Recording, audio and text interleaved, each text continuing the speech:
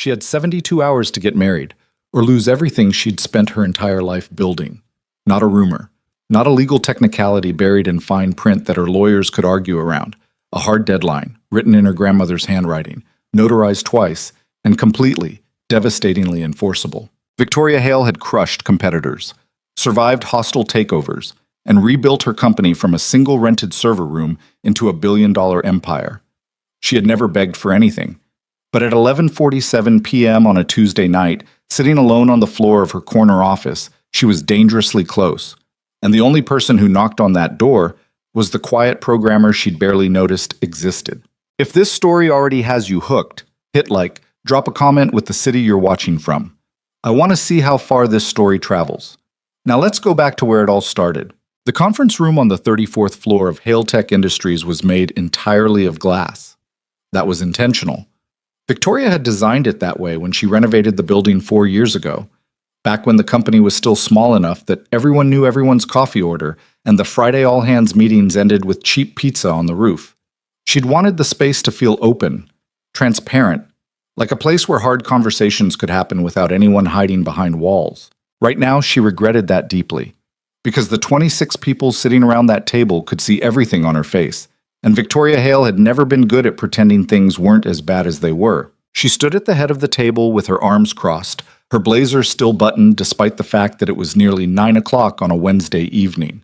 The skyline of San Francisco stretched behind her through the floor-to-ceiling windows, orange and gold and indifferent, the city doing what it always did, moving and glowing and not caring at all about the emergency that had just swallowed the room whole. "Say it again," said Raymond Cho, her head of legal, pressing 2 fingers against his temple like he was trying to physically push the information back out of his head. "Because I need to hear it one more time before I accept that this is actually happening." Victoria uncrossed her arms. She set her palms flat on the table. "The clause is real," she said. "My grandmother's estate included a conditional ownership transfer written into the original Hale Tech founding documents. Documents I apparently never read carefully enough, because I was 23 and stupid and I trusted the family lawyers." She paused. "The clause states that if I am unmarried at midnight on my 30th birthday, controlling interest in Hale Tech Industries transfers automatically and irrevocably to the next eligible Hale family heir." Silence. The kind of silence that has weight. "And your birthday," Raymond said carefully, "is Saturday." Victoria's voice was flat. 3 days from now."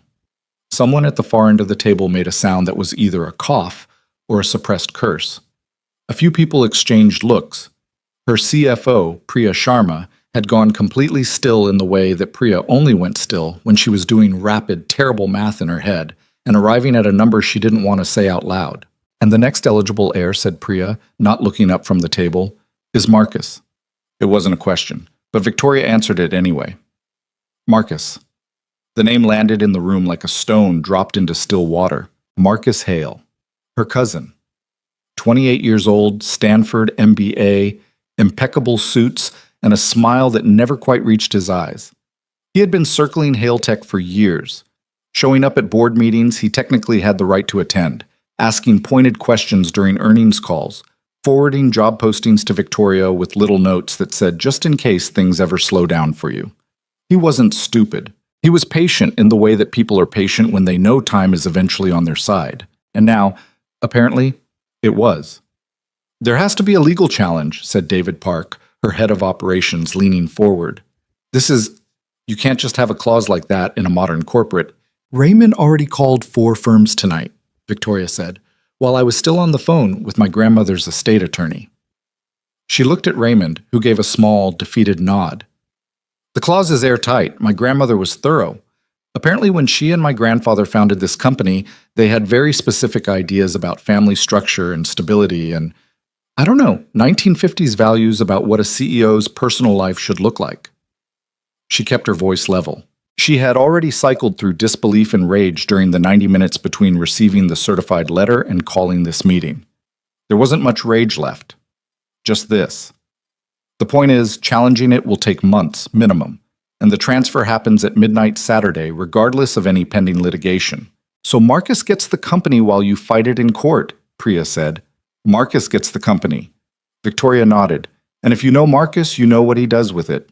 Everyone in that room knew what Marcus would do with it. He'd been vocal enough at the last two board meetings.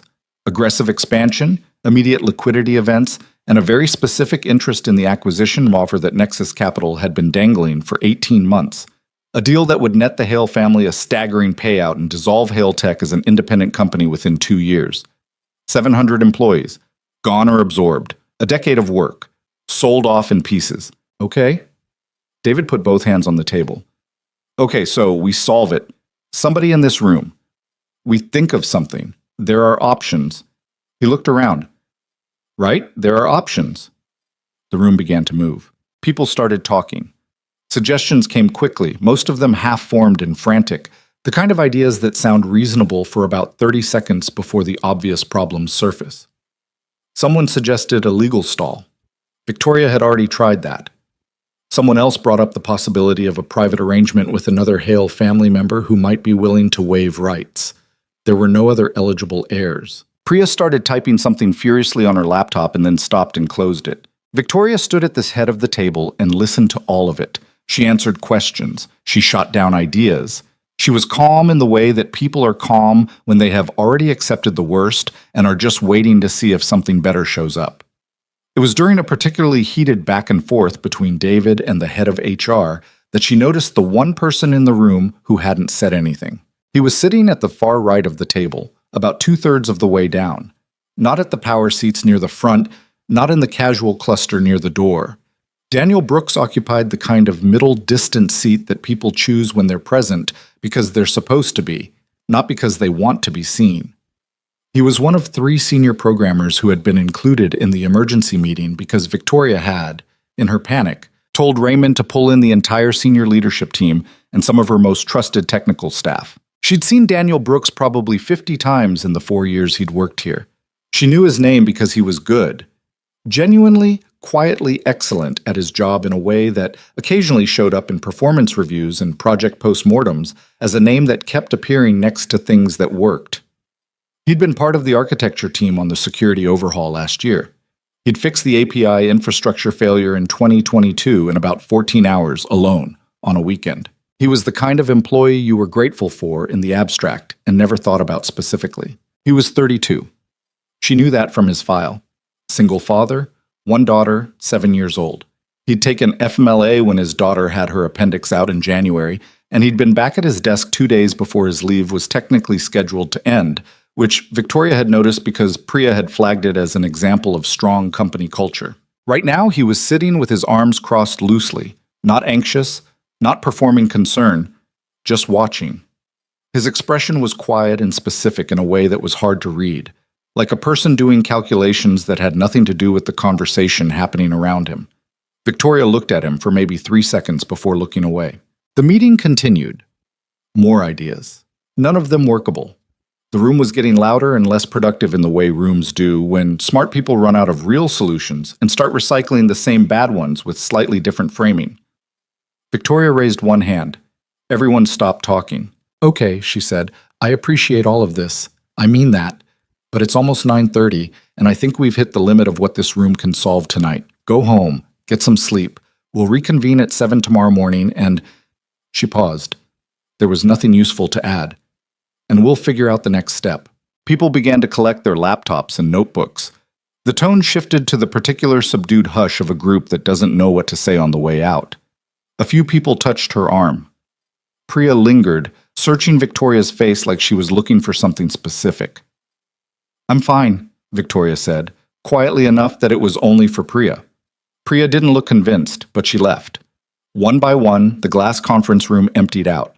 Victoria stood alone at the head of the table, looking at the untouched coffee cups and the legal documents spread in front of her.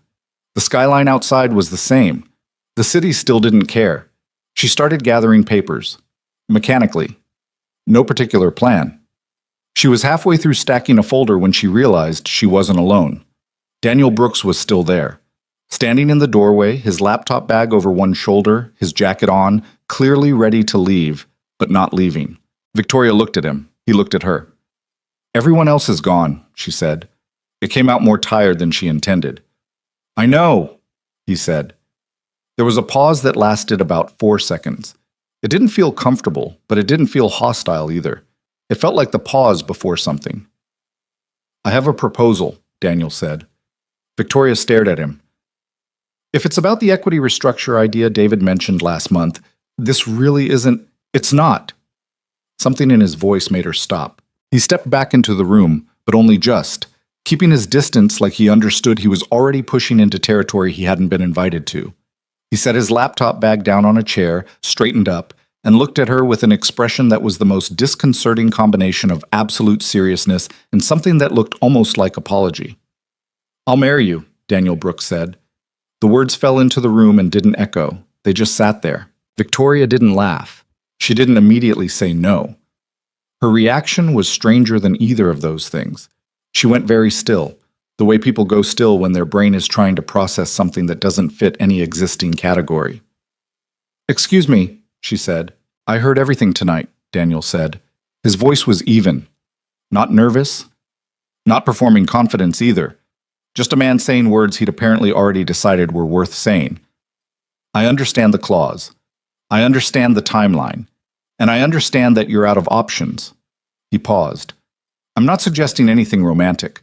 I'm suggesting a legal arrangement, a contract, something we both go in with eyes open. Victoria set down the folder she was holding. You're a senior programmer. Yes. Who apparently just proposed marriage to his CEO in an empty conference room at 9:30 on a Wednesday. Also, yes. She looked at him for a long moment. Why? Not why would you do this? Not what's in it for you. Just why. One syllable, asking for the real thing. Daniel was quiet for a moment, not calculating, thinking, like there was a true answer and he wanted to give it accurately. Because I know what it feels like, he said finally, to watch the only thing keeping your life together start to slip and realize that the thing threatening it isn't something you did wrong. It's just a rule, somebody else's rule that you have no way to fight in time. He looked at her. I'm not doing this to be a hero. I'm doing it because it solves a real problem for you, and if you're willing, it solves one for me, too. Victoria pulled out of the chair nearest to her and sat down. Not a power move, she just needed to sit. Your problem, she said. My daughter's school district, Daniel said. He sat down too, across from her but several seats away, still maintaining that careful distance. The apartment I'm renting is in the Westridge district, which is where Sophie's school is. Her teacher, her friends, She had a rough start when we moved here 2 years ago, and she finally found her footing. She finally has a life that works. He stopped. My lease is up in 6 weeks. I can't afford to renew at the new rate. If I move outside the district, Sophie loses her school. And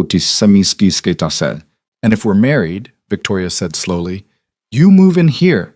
You're in the Meridian district, which includes her school, yes. He met her eyes directly. I'm not asking you to be Sophie's mother. I'm not asking for anything emotional. I'm asking for a shared address and a legal certificate and enough time for me to stabilize my finances. You get your company, Sophie keeps her school. When we've both gotten what we need, we figure out an exit that works for both of us. Victoria looked at the legal document spread across the table, the certified letter from her grandmother's estate. Raymond's handwritten notes from the 4 legal consults, all arriving at the same conclusion. She thought about Marcus's face at the last board meeting, the way he'd smiled when he asked about long-term ownership succession. She thought about 700 employees. You don't know me, she said. No, Daniel agreed. We've spoken, I think twice, in 4 years. 3 times, he said. The all-hands in 2022, the security debrief last spring, and the elevator in February when you asked if the coffee cart had moved. Victoria blinked. You remember that? You looked annoyed that it had moved, he said. I remember thinking, even small inconveniences cost this person more than they should. Which, in context, he stopped. Never mind. The point is, I'm aware this is unusual. It's insane, Victoria said plainly. Yes, Daniel agreed. But it works legally, and it doesn't require either of us to be anything we're not. He leaned forward slightly. I'm not going to pretend there's no risk. There's plenty of risk. But I think you already know there's no clean option here. There's just the least complicated version of a complicated thing. Victoria looked at her hands. The wall clock in the hallway outside read 9:47 p.m., 74 hours to midnight Saturday. She thought about calling someone. Her mother, maybe, who she hadn't spoken to in 2 years, but no. She thought about calling Priya back, She thought about calling Raymond and asking him to find a fifth, sixth, seventh firm. She thought about whether there was any version of the next 3 days in which she got out of this without doing something that felt like free falling off a roof with no way to know how far the drop was. All roads arrived at the same place. I need a contract, she said. Formal. Clear terms. Duration, expectations, exit conditions, non-disclosure. Everything in writing before we walk into any courthouse. Daniel nodded, like he'd expected that. I can have a draft to you by 6 a.m. You're a programmer. I'm also a single father, he said. I've drafted more legal-adjacent documents in the last 4 years than most paralegals. Custody modifications, school district appeals, lease negotiations. There was something in his voice that wasn't quite humor and wasn't quite bitterness. I know how to write something that holds. Victoria studied his face for a moment. She was good at reading people. It was one of the few genuinely useful things her grandmother had taught her. She read Daniel Brooks the way she read acquisition targets and board members and employees who were about to quit before they knew they were about to quit. What she found was steady, tired in a way that had been there long enough to become background noise, honest in a specific, unperformative way, not trying to make her trust him, just saying true things and letting them be what they were. A man who had thought this through and arrived here anyway because the math said it was worth the risk. She thought about Sophie, whose name she only knew from a file and 2 FMLA forms. She thought about 3 days. 6 a.m., she said. If the contract is solid, we go to the courthouse by noon. Daniel picked up his laptop bag. I'll make it solid. He was at the door when she said, Brooks? He turned. Why me? She asked. Not confrontationally, genuinely. There are other people in this company who could have made this offer. Why are you the one who stayed in this room? Daniel thought about it for a moment. Because everyone else was trying to solve your problem, he said. I was the only one in there thinking about what it would actually cost you to let someone help. He paused. That felt like the right kind of person to offer. Then he left. And Victoria sat alone in the glass conference room with the city behind her and the legal documents in front of her, and 74 hours left on a clock she couldn't stop. She didn't sleep. She told herself she would. Went back to her apartment at 11, changed out of the blazer, made tea. She didn't drink. She sat at her kitchen table with her phone face down and her laptop open and her grandmother's letter on the counter and spent 2 hours staring at the middle distance, which was a thing she'd trained herself out of doing years ago because it wasn't productive. Tonight she couldn't help it. Her grandmother, Elaine Hale. Victoria had called her gran until she was 15, and then something shifted. Not a fight, not a specific event, just the gradual recalibration that happens between women in the same family when one of them starts becoming her own person and the other one has decided opinions about what that should look like. Her grandmother had wanted Victoria to marry at 25, run the company from a comfortable distance, have children, be stable. Victoria had wanted to run the company completely and be the opposite of comfortable and never think about children at all. They'd loved each other in the particular difficult way of people who see themselves in someone and resent it. Her grandmother had died in the spring, 3 weeks before Victoria's actual birthday, and there had been a service Victoria flew in for and flew out of the same day because there was a product launch that Thursday, and she hadn't been willing to delay it. She had cried exactly once in a rental car outside the cemetery for about 4 minutes, and then she had pulled herself together and called Raymond about the launch timeline. She had not read the will closely. She should have read the will closely. The tea went cold. Victoria stared at the ceiling. At 3:15 a.m., her phone lit up. An email notification. She turned it over without meaning to. From d.brooks@hailtech.com. Subject, contract draft. Personal time. Sent, 3:14 a.m. She opened it before she'd consciously decided to. The document was 22 pages. It was, she had to admit, well constructed. Not the work of someone who'd panic drafted something in a few hours, but the work of someone who'd clearly been thinking through the specifics for longer than the meeting had been over. There were defined terms, duration clauses, a public presentation framework, financial separation terms, an exit protocol with multiple contingency branches, a confidentiality section that was genuinely thorough. There was a handwritten note in the email body. Not a greeting, just page 11, section 4.2. I left the exit timeline deliberately flexible because I didn't know what you'd need. Let me know if you want it more specific. Also, I told Sophie we might be moving. She wanted to know if the new place has room for her art supplies. I didn't know what to tell her. D. Victoria read the note twice. She opened page 11. Section 4.2 was thorough and fair and left her considerable room to define her own terms. She thought about a 7-year-old asking if there was room for art supplies. She went to sleep at 4 a.m. By 11 a.m. Thursday morning, Raymond had reviewed the contract twice, added 6 clauses, and told Victoria 3 separate times that he wanted the record to show he thought this was legally sound, but personally unprecedented. I understand, Raymond, she said each time. By 12:30 p.m., she and Daniel were standing in the San Francisco County Courthouse in the building on McAllister Street, in a small civil ceremony room that smelled faintly of cleaning solution and old carpet. There was a clerk named Patricia who had clearly officiated hundreds of these and had the practiced, cheerful efficiency of someone who did not need the couple to be in love to process their paperwork correctly. Daniel wore a dark blue button-down and the same dark slacks from the night before. He'd clearly gone home, changed, and come back. His hair was slightly damp at the edges. Victoria wore the blazer from the night before, the one she'd gone back to the office to retrieve at 6 a.m., because she didn't own anything that felt like the right thing to wear to this kind of wedding, and the blazer was at least honest. She had not brought flowers or a photographer or anyone who would take a photo and put it somewhere. She had brought Raymond because Raymond was her witness. Daniel had brought his neighbor, a retired nurse named Mrs. Cho, who was watching Sophie for the afternoon and had apparently driven over and parked outside when Daniel texted her the address because she wanted to be there. Mrs. Cho shook Victoria's hand firmly and said, "Congratulations," with the particular warmth of a woman who meant something slightly different by it than the conventional usage implied. Patricia read the civil ceremony script. It was about 3 minutes, standard language. Love, commitment, partnership, the legal and binding nature of the agreement. Victoria stood next to Daniel and listened to the words and noticed small things, the way she always noticed things when she was nervous. His hands were at his sides, not fidgeting. He was looking at the clerk, not at her. Professional, present, appropriate. He smelled like laundry detergent and something like cedar. When it came time for the ring exchange, which they had decided to skip, there was a brief awkward pause before Patricia smoothly substituted a verbal affirmation. When Patricia said, "You may kiss the bride," there was a half-second of specific concentrated awkwardness that might have been funny under different circumstances.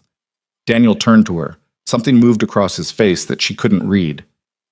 "We can skip that part," Victoria said quietly. "Yeah," Daniel agreed, just as quietly. They shook hands instead. It was possibly the strangest moment of her professional life, which was saying something. Raymond cleared his throat. Mrs. Cho pressed her lips together in the way of someone choosing not to comment. Patricia stamped their paperwork. They walked out onto the courthouse steps into afternoon sun, and for a moment all 4 of them stood there, none of them quite sure how to transition back to normal. San Francisco continued around them. A bus went past. 2 pigeons argued over something near a trash can. "Lunch," Mrs. Cho said firmly. "We should eat something." "I have a 2 o'clock, Victoria said. "It's 12:45, Mrs. Cho said. Victoria looked at Daniel. Daniel looked at her. "There's a diner around the corner," he said. "Sophie likes it." It wasn't an invitation exactly. It wasn't not an invitation.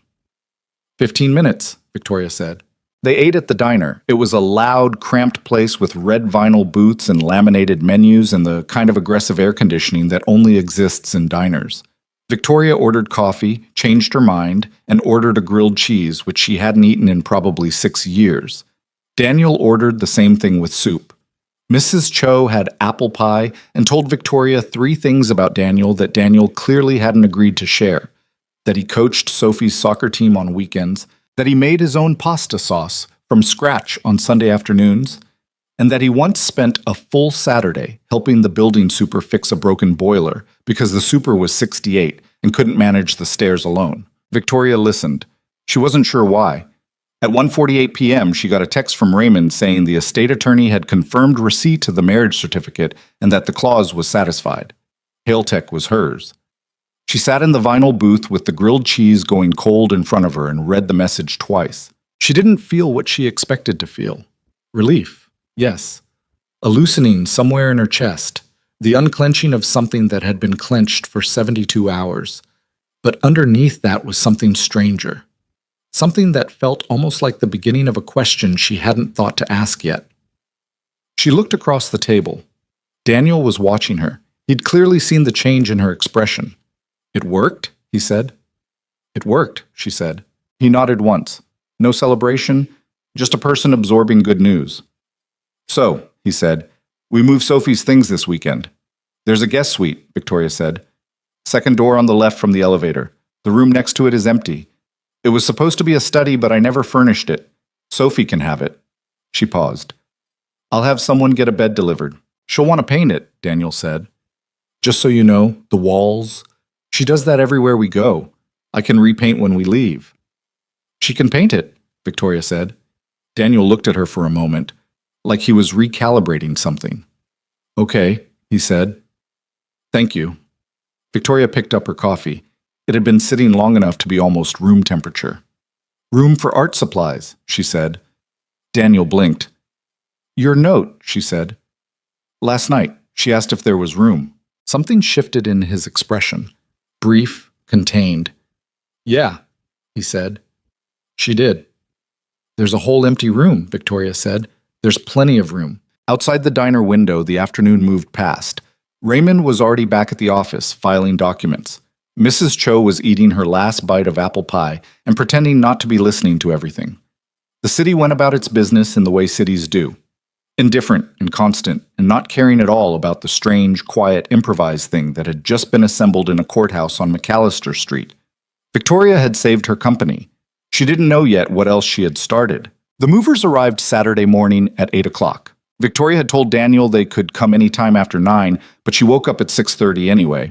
Not because of the movers, but because she'd been sleeping badly since Wednesday, and her body had apparently decided that 6:30 was now the new normal.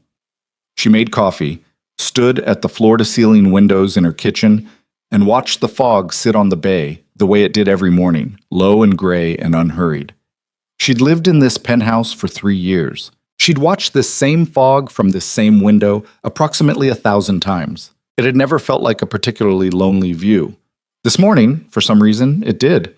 She was on her second cup when the intercom buzzed. She pressed it without thinking. "Ms. Hale," the doorman's voice. "Mr. Brooks is here, with a child, and quite a few boxes." "Send them up," she said. She heard them before she saw them. The elevator opened directly into the penthouse foyer, which Victoria had always considered one of the apartment's better features, that private, quiet entry that meant visitors couldn't sneak up on you. But she hadn't accounted for what it would sound like when the elevator opened and the first thing through the door was a 7-year-old. "Dad, look. Look at the floor. It's like a mirror. Dad. Dad." Sophie Brooks was small for her age, which Daniel had mentioned once in passing, and she had her father's dark eyes and a quantity of energy that seemed physically improbable in a human being that size. She came through the door at something close to a run, sliding slightly on the marble in her sneakers, and stopped dead in the middle of the foyer with her mouth open. She looked up at the ceiling, down at the floor, around at the walls. Then she looked at Victoria. Victoria had braced herself for this moment, which she realized now was a strange thing to have done, bracing for a 7-year-old.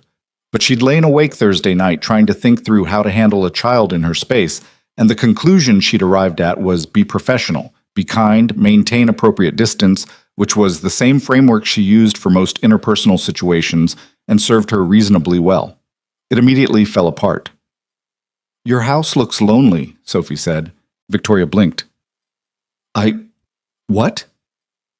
Sophie turned in a slow circle, taking in the white walls, the sparse furniture, the absence of anything that couldn't be described as either functional or expensive.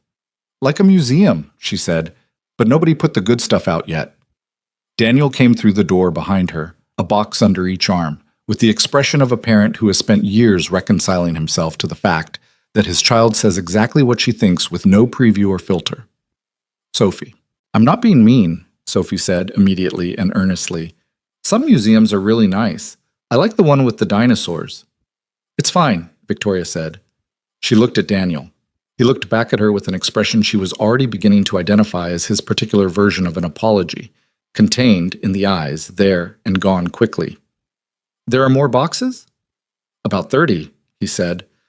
"Mrs. Cho is helping downstairs. And I brought Sophie's bed frame, but I'll need to reassemble it, so I'll call the building's maintenance service. I can do it. It's faster if they do it. Daniel looked at her for a moment. Okay, he said.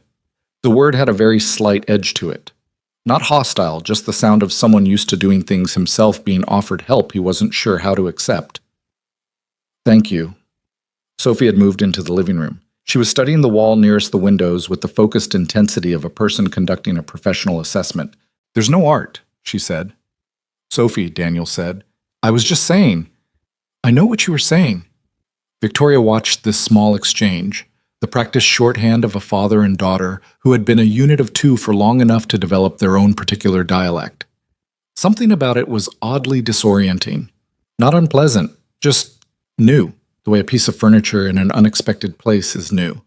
You notice it differently every time you look. The room next to the study is yours, Victoria told Sophie, who whipped around with an expression of sudden, total concentration. Which one? Victoria walked her down the hallway. She'd had a bed frame and mattress delivered Friday afternoon, a full-sized because she hadn't known what size was appropriate for a 7-year-old and had overthought it. The room itself was empty except for that. White walls, like everything else. One window facing east, good light. Sophie walked in and stood in the center of the room. She turned around once. She pressed her hand flat against the wall. Can I paint it? She asked. Yes, Victoria said. Sophie turned and looked at her with an expression of such complete, unguarded surprise that Victoria felt briefly like she'd said something wrong. Really? Yes. Dad said I had to ask first. You asked. The answer is yes. Sophie considered this for a moment, then, what's your favorite color? Victoria was not prepared for this question. I don't know, she said. Which was true. She couldn't remember the last time she'd thought about it. Sophie frowned slightly, not judgmentally, more like this was genuinely new information to process. Everybody has a favorite color, she said. Maybe yellow, Victoria said. Or, I don't know, something dark. Dark yellow, Sophie said, very seriously. Like mustard? Not mustard. Like fall leaves? Victoria paused. There was a specific color she'd always liked. The particular amber gold of the bay in late October when the light hit it at the right angle. She'd never had occasion to describe it out loud before. Yes, she said, like that. Sophie turned back to the wall. I'll think about it, she said, which had the weight of a significant professional decision. Victoria left her there and went back to the foyer, where Daniel was setting down the second wave of boxes with the careful efficiency of someone who had moved enough times to have a system. He'd stacked them by room. He'd labeled them with markers. He was, she was beginning to understand, a person who organized as a coping mechanism, which was something she recognized because she did it too, just with spreadsheets instead of cardboard boxes. She's deciding on paint, Victoria said. Daniel straightened up. She'll change her mind 4 times before she actually commits. That's fine. He looked at her. You keep saying that. Because I keep meaning it, she said, which came out slightly more pointed than she intended. She softened it. I know this is strange. I'm trying to make it... She paused, reaching for the right word. Functional. Daniel nodded slowly. Functional, he repeated. Okay, I can work with functional. The word sat between them for a moment. Then Mrs. Cho appeared in the elevator with 2 more boxes and the expression of a woman who was thoroughly enjoying herself. By noon, the apartment had changed. Not dramatically. Not in ways that would register in a photograph. But Victoria felt it the way you feel a shift in air pressure before rain, something different in the atmosphere, the space responding to occupation it hadn't expected. Sophie's sneakers were near the front door, just sitting there, slightly askew, one of them tipped onto its side. Victoria had to physically stop herself from straightening them. A purple crayon had appeared on the kitchen counter, origin unknown. Daniel had somehow located the least used cabinet in the kitchen, the one above the refrigerator that required a step stool, which Victoria had never owned, so it was basically inaccessible, and asked if he could put Sophie's cereal up there because Sophie claimed she ate less of it when it wasn't visible. Victoria had said yes, and Daniel had retrieved the step stool from the utility closet with the confidence of a man who had correctly identified where she kept it on his first try, which was strange and somehow irritating in a way she couldn't quite justify. They were not awkward around each other, which was in itself slightly awkward. Victoria had expected discomfort, the particular social friction of two strangers cohabitating, and there wasn't much of it. Daniel moved through shared spaces with a low-impact efficiency that didn't demand attention or accommodation. He said thank you when it was warranted and didn't say it when it wasn't. He answered questions directly. He didn't fill silence with noise. What he did do, at 2 o'clock on Saturday afternoon, was start cooking. Victoria was at her kitchen table working on the integration specs that were due Monday, and she became aware of sounds from the other end of the kitchen. The opening of the refrigerator, the specific sound of a knife on a cutting board, the low hiss of something going into a hot pan. She looked up. Daniel had his back to her, working at the stove with the ease of someone who'd done this 10,000 times. He'd brought 2 paper bags of groceries that morning. She hadn't paid attention to what was in them. "What are you doing?" she asked. "Lunch," he said without turning around. "You don't have to—" "Sophie needs to eat." He glanced over his shoulder. "And you haven't eaten since coffee." A pause. "That I've observed." Victoria looked at her laptop. She had, in fact, been sitting here since 9:30 and had not eaten anything. "I was going to order something. I'm already making it," he said. "Pasta. It's not a big deal." It wasn't. Victoria knew it wasn't. She returned to her specs. 15 minutes later, there was a bowl of pasta in front of her laptop. Simple, with a sauce that smelled like garlic and tomatoes and something she couldn't immediately identify. Sophie appeared from the direction of her room and climbed into the chair across the table, pulling the second bowl toward her with the proprietary ease of a child who had already decided this was her kitchen. Victoria looked at the pasta. She looked at Sophie, who had already started eating. She looked at Daniel, who had taken his bowl to the kitchen island and was eating standing up, which she had the specific feeling he was doing because he didn't want to crowd the table before he'd been invited.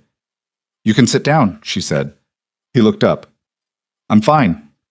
Daniel, something about saying his actual name felt unusual. "Sit down." He came to the table. He sat across from Sophie, which put him diagonally from Victoria, which was a distance that felt manageable. Sophie was telling him something about a dream she'd had involving a horse and a very specific kind of sandwich, which she described in full detail with apparent certainty that he needed all of this information immediately. Daniel listened to every word of it. Victoria watched him listen to every word of it. She ate the pasta. It was genuinely, straightforwardly good. Not restaurant good in the way things are expensive and constructed. Good in the way of something made by a person who knew what they were doing and cared about the result without making a production out of it. "This is good," she said. Daniel looked at her. "Thanks." I don't know what you put in it." "Anchovy paste," he said. "A little." "I would never have bought anchovy paste." "That's why it tastes different from what you usually have," he said. Not a judgment, just a fact. He reached for the Parmesan that he'd apparently located in her refrigerator and grated some over his bowl. Sophie finished eating, announced she was going to decide on her wall color, and disappeared down the hallway. Her footsteps faded. The kitchen got quiet in the particular way kitchens do when a child leaves a room. Victoria became aware that she and Daniel were now alone at the table, and that she had no particular professional reason for that to feel strange, and yet here she was, feeling it. "I need to set some ground rules," she said. Daniel leaned back slightly. "Okay, for the public-facing situation," she said, "we'll need to be visible enough that Marcus can't build a credible case for the marriage being fictitious. That means some appearances. Events. A few things I have on the calendar in the next month." She opened the Notes app on her phone, which she'd been adding to since Thursday. "There's a tech gala in 3 weeks, a quarterly board dinner, a charity event in October that I've committed to." She looked up. "We attend together.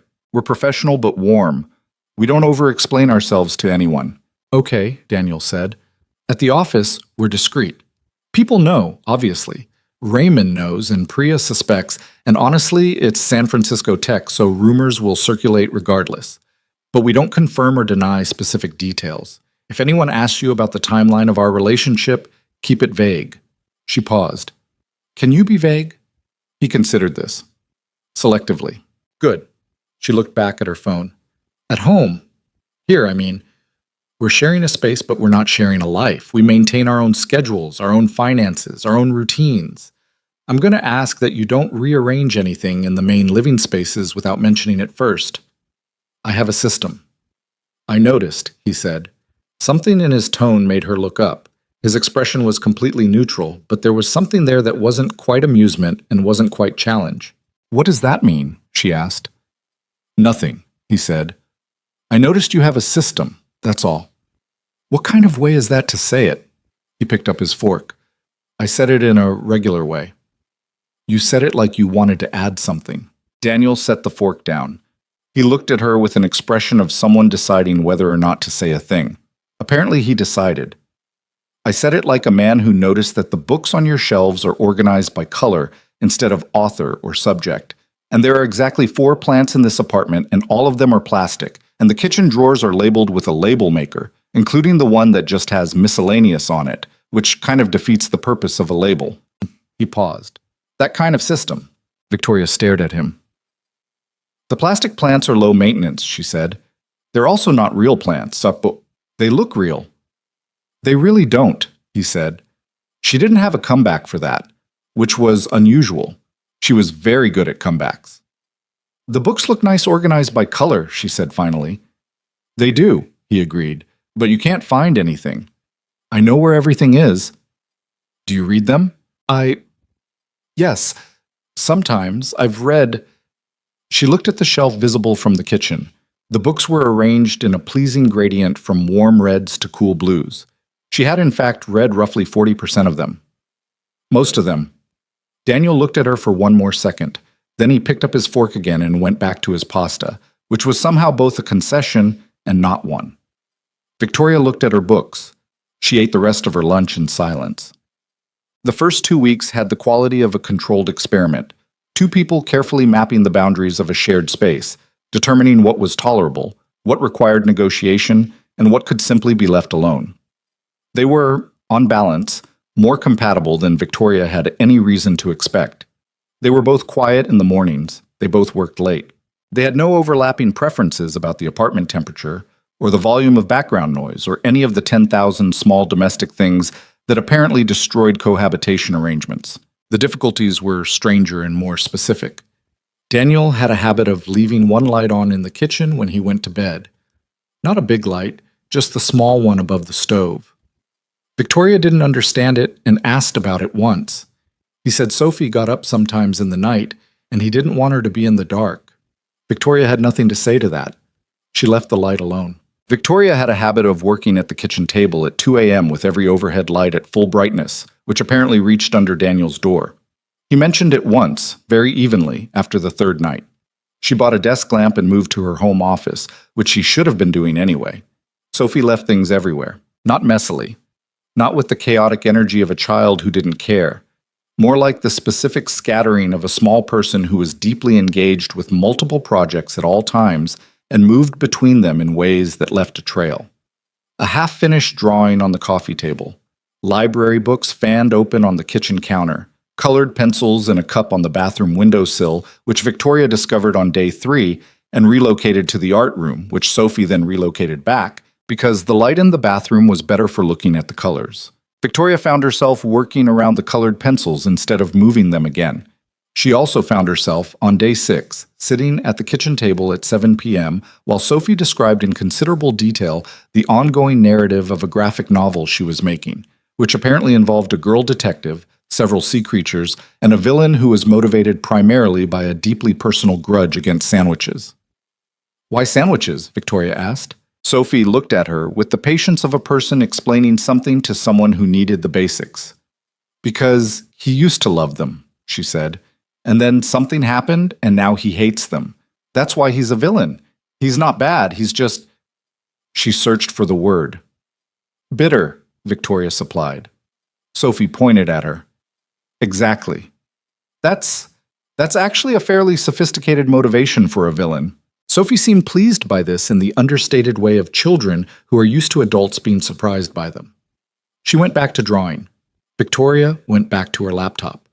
But they stayed at the table together, and there was something in that small parallel existence, the scratch of Sophie's pencil, Victoria's typing, the late afternoon light, that had a quality she recognized from somewhere distant and couldn't immediately place.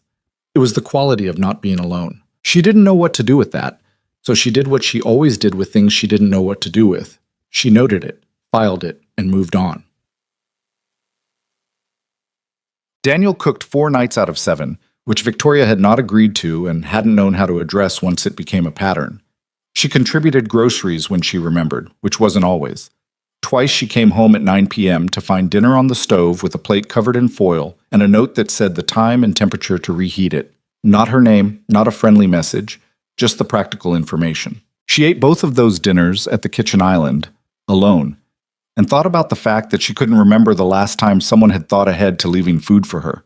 Not in a romantic sense, just in the sense of one person anticipating that another person would need something. She didn't mention it.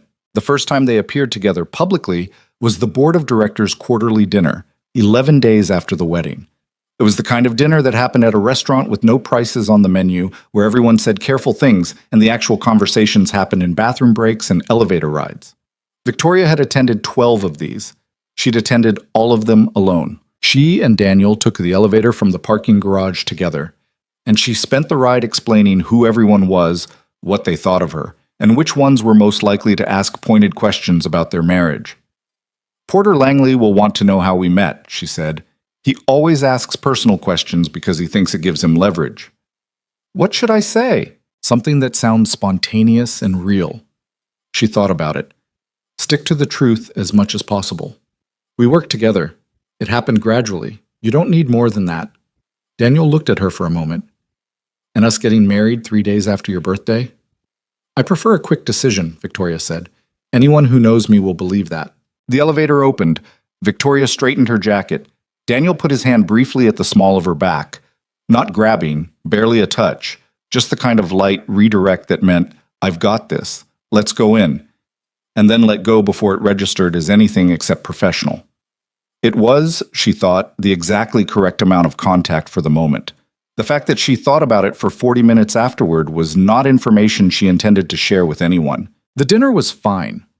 Porter Langley asked how they'd met, and Daniel said work, and smiled in a way that managed to imply a history without inventing one. A board member named Elaine Ross, different Elaine, no relation, pulled Victoria aside near the end of the evening and told her she seemed different, which was the kind of thing people said when they meant you seem less like you want everyone to leave the room. Victoria didn't know what to say to that either, so she said thank you. In the car on the way home, Daniel was quiet for the first 10 minutes. Then he said, Porter Langley tried to ask me whether we had a prenup. Victoria looked over. What did you say? I told him our lawyers handled the details. He paused. He looked disappointed. He always does when people don't give him material, she said. You handled it correctly. I've been handling board members' personal questions for 6 years at this company, Daniel said, just from the other side of the table. She hadn't thought about that he'd been watching those dynamics for years, that he was not, in fact, new to the world he'd stepped into, just new to standing in a different part of it. Fair point, she said. He nodded once, and they rode the rest of the way in silence. Not the uncomfortable kind. The storm came on a Thursday night in mid-October. Victoria had been tracking a weather alert on her phone since noon, a Pacific system that the forecast kept revising upward, from moderate to significant to the final unhelpful designation of considerable impacts likely. By 7 p.m., the rain was coming horizontally against the penthouse windows. By 8:30, the wind had that specific low tone that resonates in high-rise buildings, a sound that lived somewhere between hearing and feeling. Sophie had been quiet since dinner. She'd eaten quickly and gone to her room, which Daniel had noticed and Victoria had noticed him notice, and neither of them said anything because Sophie hadn't said anything. At 9 o'clock, the lights in the apartment flickered once, twice, and then went out completely. For about 3 seconds, there was silence. Then, from down the hallway, came the sound no parent needs context to understand. It was small and high and not quite crying, the sound of a child trying not to make the sound she was making, which was somehow worse than actual crying. Daniel was on his feet before Victoria had processed the timeline from lights out to now. She stood up from the couch where she'd been reading, and the darkness was total and disorienting in the way darkness always is when you weren't expecting it. She heard Daniel's voice, low and immediate. Soph, hey, I'm right here. I don't like it. Sophie's voice was muffled, which meant she had her face in something. I don't like the dark like this. I know. It's different when the whole building is dark. I know. I've got you. Victoria stood in this hallway. She had her phone out, flashlight on, which created one narrow column of light in an otherwise completely dark apartment. She could see the edge of Sophie's doorframe and the silhouette of Daniel crouched at Sophie's bedside, and Sophie's small shape curled against him. She stood there for a moment, and she had the very clear and specific thought that she should go back to the living room and let them handle this, because this was not her thing to step into. They had a system. They'd had a system for 7 years before she was part of this apartment. She was a third party to a relationship that functioned perfectly well without her. She took one step back. Sophie said, "Is Victoria there?" Victoria froze. Yeah, probably," Daniel started.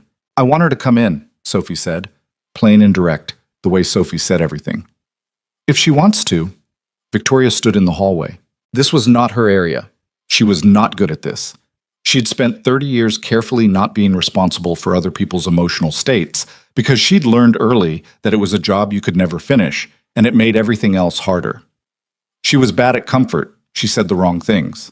She was too efficient and not soft enough, and she'd been told once by an ex who was probably right that she responded to other people's distress like it was a problem to solve rather than a feeling to acknowledge. She went into the room. She sat on the edge of Sophie's bed, on the opposite side from Daniel. Sophie was between them. The storm pushed against the windows. The flashlight on Victoria's phone made shadows that moved on the ceiling. "Okay," Victoria said. "What do you need?" "Stories," Sophie said. "Dad always tells stories when it's scary." Victoria looked at Daniel. Daniel looked at her. The expression on his face was the most genuinely uncertain she'd seen from him. Like he understood what this moment was asking from her, and he wasn't sure she was going to do it. "What kind of stories?" Victoria said. "Silly ones," Sophie said. "The kind where nothing bad actually happens." "I'm not sure I know any silly stories," Victoria said. Sophie pulled the blanket tighter. "Make one up." "I don't—" Victoria stopped. She looked at the ceiling. She thought for one moment, and then she said, "Okay, there was once a sea captain who discovered that her entire cargo of very important diplomatic cheese had come alive." Sophie's grip on the blanket loosened slightly. "Cheese doesn't come alive." "This cheese did," Victoria said, "and it had opinions, very strong opinions, primarily about ocean navigation." From the other side of the bed, she heard Daniel make a sound. Not a laugh, the caught version of one. "What kind of opinions?" Sophie asked. It believed very firmly that the fastest route between any 2 points was actually a graceful, meandering curve, Victoria said, which is geometrically incorrect but philosophically defensible. "Did the captain agree?" "The captain was furious," Victoria said. "She had 17 deadlines and the cheese was undermining her authority." "What happened?" Victoria thought about it. The storm pushed, the shadows moved. Sophie's breathing had slowed from the tight, braced quality of before to something looser. "The cheese was right," Victoria said, "about one of the routes. Not all of them. It was still cheese, and its knowledge of maritime cartography was limited. But one of the routes it suggested was genuinely better, and the captain had to decide whether to admit it." "Did she?" Victoria paused. "Eventually," she said, quietly. "She changed course, and didn't explain why. So technically, she never admitted anything, but the cheese knew." Sophie was quiet for a moment. "Did they become friends?" she asked. "Professional colleagues," Victoria said, "with mutual respect." Sophie made a sleepy sound. The storm was still going, but it had shifted from terrifying to just loud in the way that sometimes happens when you stop fighting it. Daniel had not said a word for the last 5 minutes. He was just there, hand on Sophie's shoulder, the steady, present fact of him. At some point, Sophie fell asleep. Victoria didn't know exactly when it happened. She was just aware of the shift, the change in the quality of Sophie's breathing, the slight loosening of the small hand that had at some point found its way around Victoria's 2 fingers and stayed there without anyone acknowledging it. She looked down at it, Sophie's hand around her fingers. She looked up. Across the bed in the phone light dark, Daniel was looking at her. His expression was, she didn't have a word for it. Not romantic, not sentimental in the way that would have made her pull back. It was something more plain than that, something that looked like, "I see you. That was real. You did that." The storm ran itself out over the next hour. At some point, Victoria carefully extracted her fingers, stood up, and went back to the living room. She found her book on the couch in the dark and held it without opening it. The emergency building power flickered on around 11. Not full power, just the safety circuits, enough for the hallway lights to come back on. Daniel came out of Sophie's room at 11:15. He didn't say anything immediately. He got a glass of water. He stood at the kitchen counter for a moment. Then he said, quietly, "The sea captain." "It was the first thing I thought of," Victoria said. "It was good," he said. She didn't respond to that. "She'll remember it," Daniel said. "She remembers everything." Victoria looked at the window. The rain was still there but softer, the storm having moved on to wherever storms go when they're done. The city lights were reflecting off the wet glass in that particular way that made the whole view look like something was bleeding slightly at the edges. "Go to sleep," she said. "You both should." Daniel looked at her for a moment. He set his glass down. "You too," he said. Not a command, just a thing said in passing on the way down the hall. A thing said like it was normal to say it to her. Like it was just the thing one person said to another person who shared their roof at the end of a hard night. Victoria sat in the living room for a long time after he'd gone. She felt something she couldn't name at the center of her chest. Not pain, not happiness. Something in the space between them that had no clean category and that she would have, 6 months ago, immediately found a way to explain away. She let it sit. She didn't file it away. She didn't move on. She just sat with it in the dark, with the rain against the windows and the city lights bleeding color into the wet glass, in the home that a little girl had said looked lonely. It didn't feel lonely tonight. She didn't know what to do with that either, but for once, she didn't feel the need to figure it out immediately. November arrived the way it always did in San Francisco. Not with the dramatic cold snap of places that had real winters, but with a slow gray settling, the fog staying later each morning, the evenings coming in earlier and darker than you expected. Victoria had always liked November. It was a productive month. People stopped scheduling unnecessary things and started focusing, which suited her. This November was different from any she could remember. Quieter in some ways. Louder in others.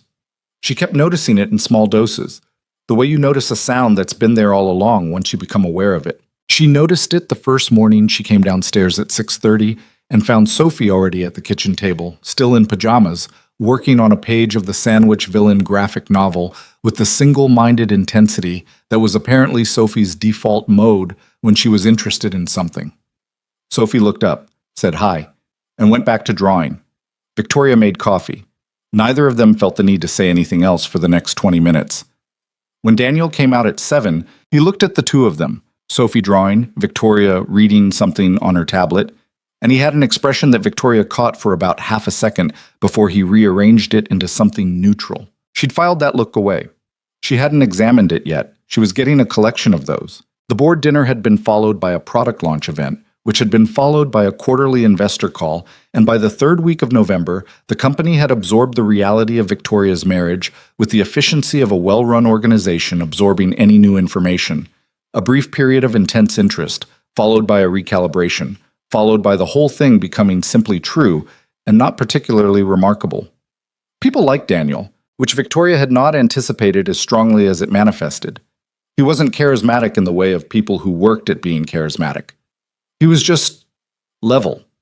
He remembered what people told him. He asked specific follow-up questions.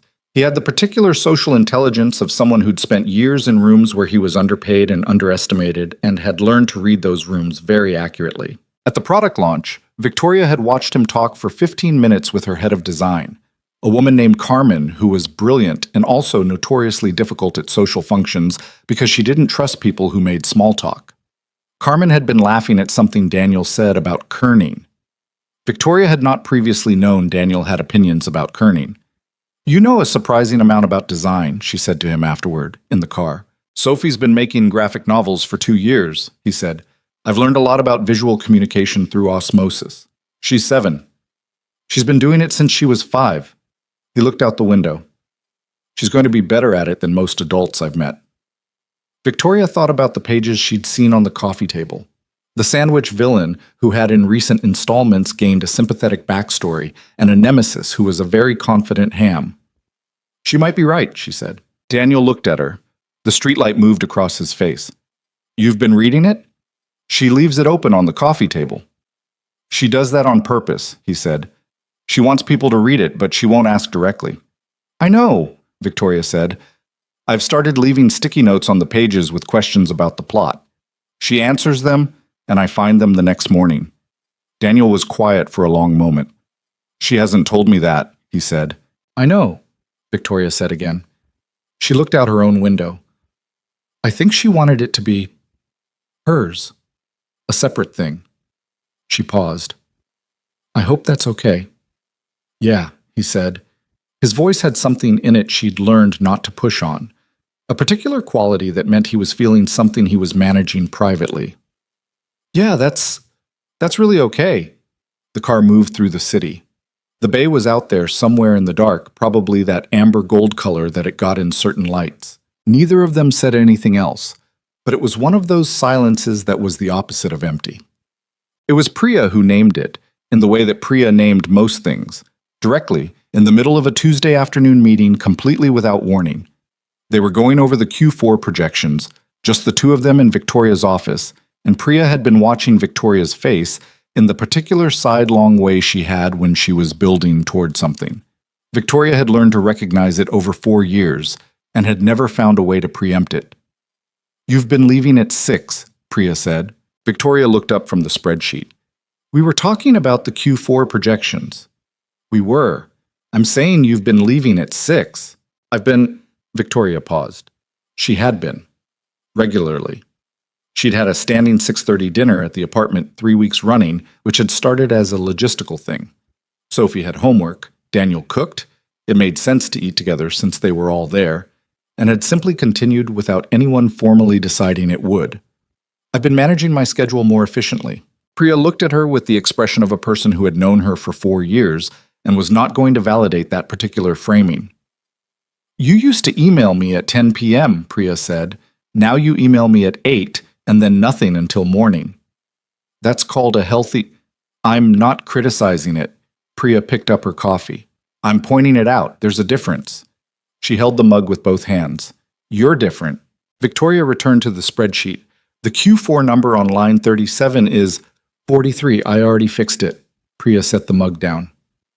Victoria, I'm your CFO and I've been your friend since before this company had a CFO.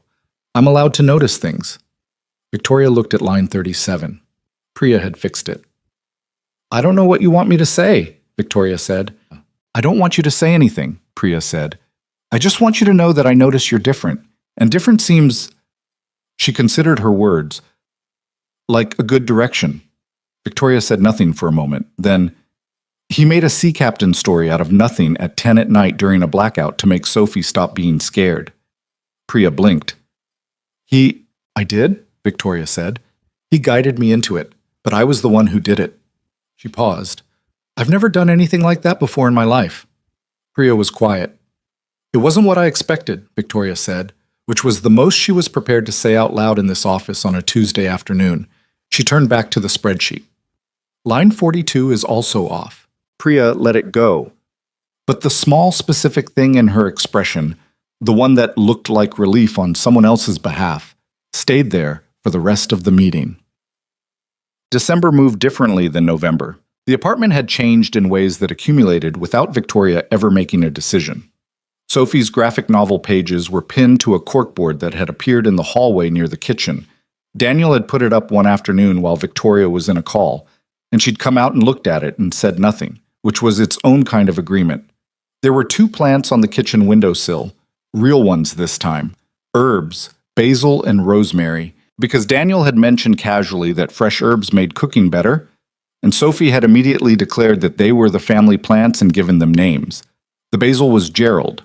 The rosemary was Miriam. Victoria watered Gerald and Miriam on Tuesday and Friday mornings, because Daniel had put a small paper reminder on the windowsill and she'd taken it over without discussing it, and now it was just hers, the small act of keeping things alive. At work, December brought its own particular pressures. The annual strategic review, which took 3 weeks and required Victoria to be in the building for more hours than anyone should reasonably be in any building. She managed it, as she always did, with the particular grinding efficiency of someone who could run on willpower past the point where most people's bodies simply stopped. She missed 2 dinners in the first week. Texted about both. Came home at 11 to covered plates and the kitchen light on and the apartment quiet. She stood at the counter both times and ate the reheated food alone and thought about the conversation she needed to have with Daniel about the exit protocol.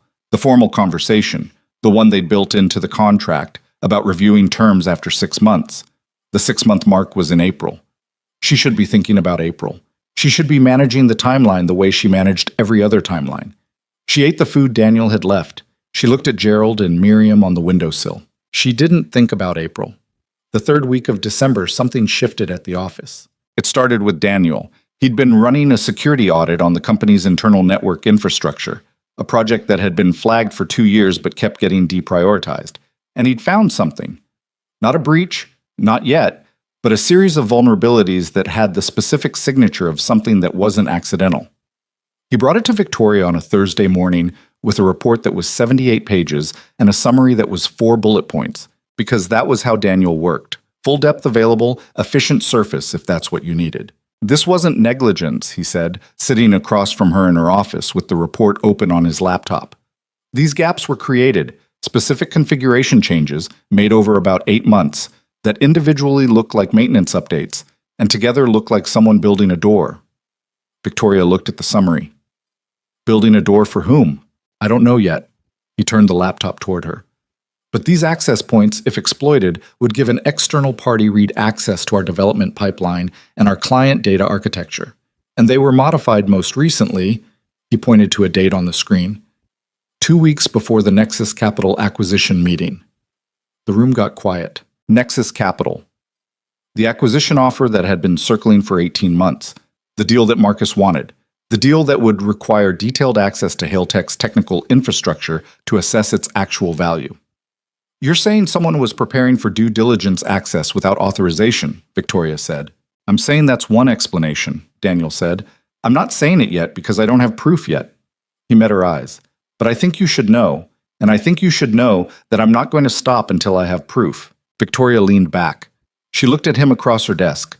This man she had married in a courthouse for logistics reasons, who was sitting in her office telling her someone might be trying to gut her company from the inside with the same quiet certainty he'd used to propose to her in an empty conference room 4 months ago. How long do you need? She said. 2 weeks, he said. Maybe less? You have the resources, whatever you need. He closed the laptop. There's one more thing. He paused. I might be wrong. These could be genuine maintenance gaps that coincidentally pattern match to something worse. I want that on the record.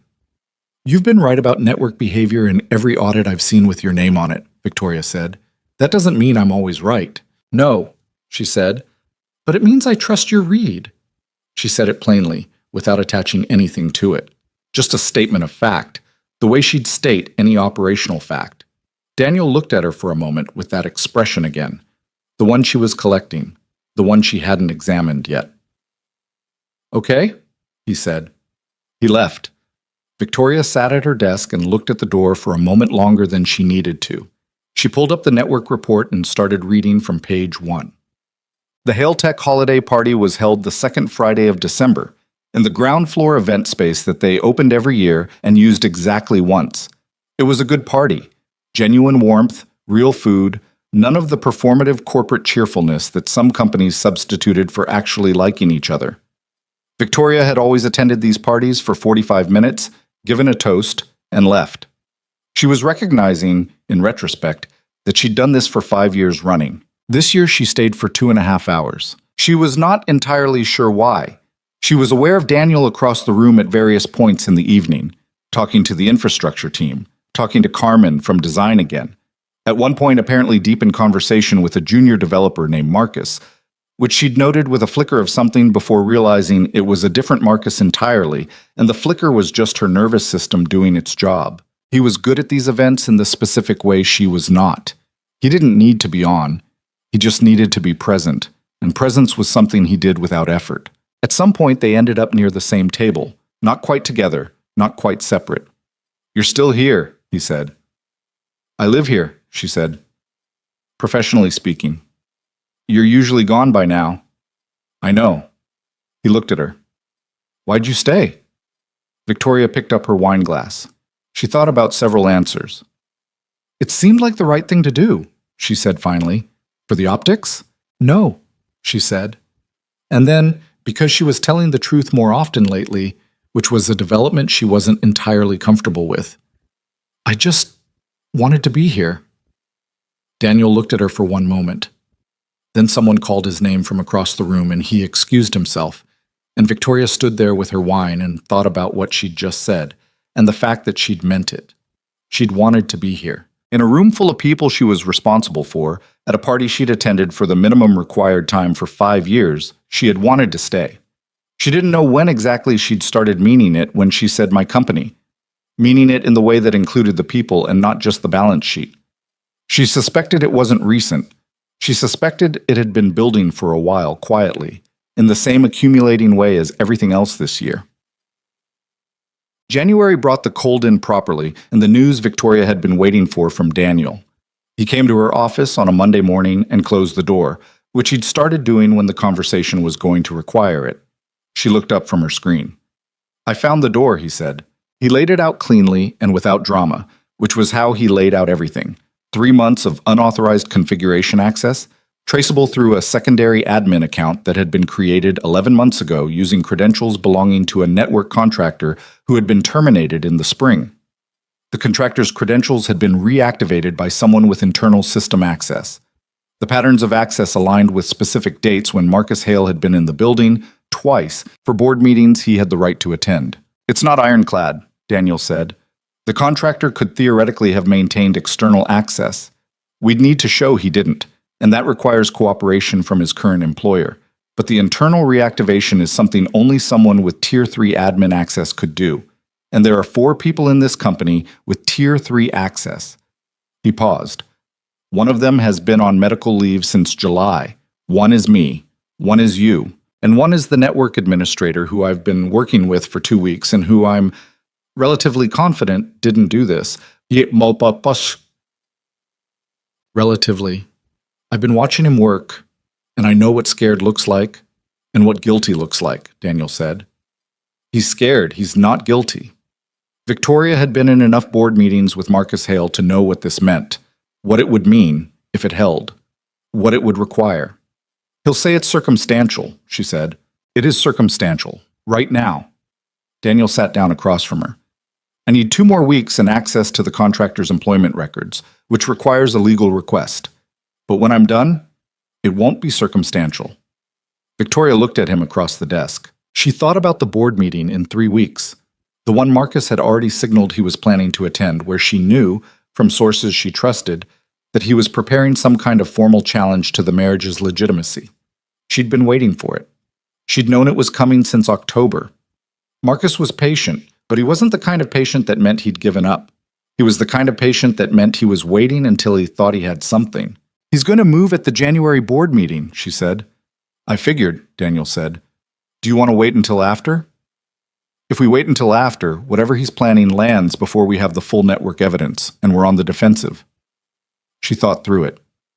If we brief the board chair before the meeting, you need more than what I have now, Daniel said. I need enough to call the accusation into question before it fully forms. She looked at him. Can you have something, not everything but enough, by next Friday? I can try. I need a yes or a no, she said. He held her eyes for a moment. Yes, he said. She nodded. Then we go in ready. Daniel stood up. He was at the door when she said, Daniel. He turned. This, what you found. She paused, choosing words. You didn't have to take this on. The network audit was already your job, but the rest of it, following the thread this far, that wasn't in your contract. He looked at her with a slightly complicated expression. It's my company too, he said. And then, catching himself, I work here. I have stakes in... I know what you meant, Victoria said quietly. He left. Victoria sat still for a moment. It's my company too. She wasn't sure if he'd meant it in the way she'd heard it. She wasn't sure if it mattered. The January board meeting fell on a Wednesday, the 15th, in the same glass-walled conference room where everything had started. Victoria had been in this room for enough crisis moments that it had taken on the particular quality of a place that meant something is about to happen. She felt it when she walked in at 9 a.m. and found the seats already mostly filled and Marcus Hale sitting 3 chairs down from the center, wearing a suit that was slightly too perfect in the way of someone who wanted to communicate that they'd prepared. She sat at the head of the table. Daniel sat to her right, which was not his usual seat. He was typically in the back, in the technical observer role. Today, he was at the table. She'd asked him to be, and he'd agreed without asking why. The first hour was standard. Financial review, operations update, product roadmap. Victoria ran it the way she ran every board meeting. Efficient, direct, no wasted time. She watched Marcus from her periphery. He was attentive in the particular way of someone waiting for a specific moment. It came after the product roadmap section.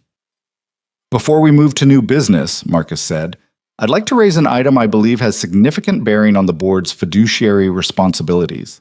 The room shifted, not dramatically, just a slight realignment of attention, people sitting straighter, the particular alertness that comes when you recognize a meeting is about to change its tone.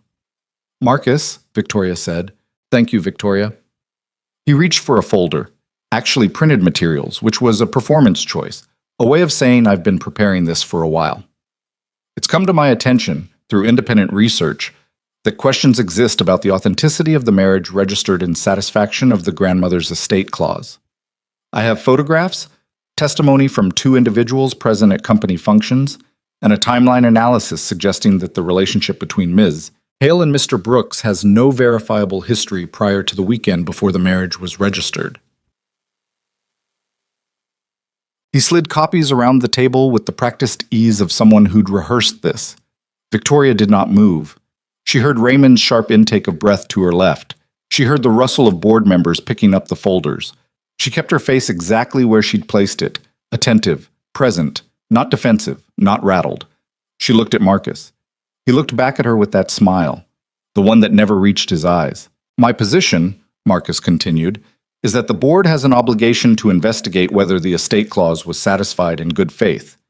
If the marriage is found to be, I'd like to respond, Daniel said. He hadn't raised his hand. He hadn't waited for Victoria to defer to him.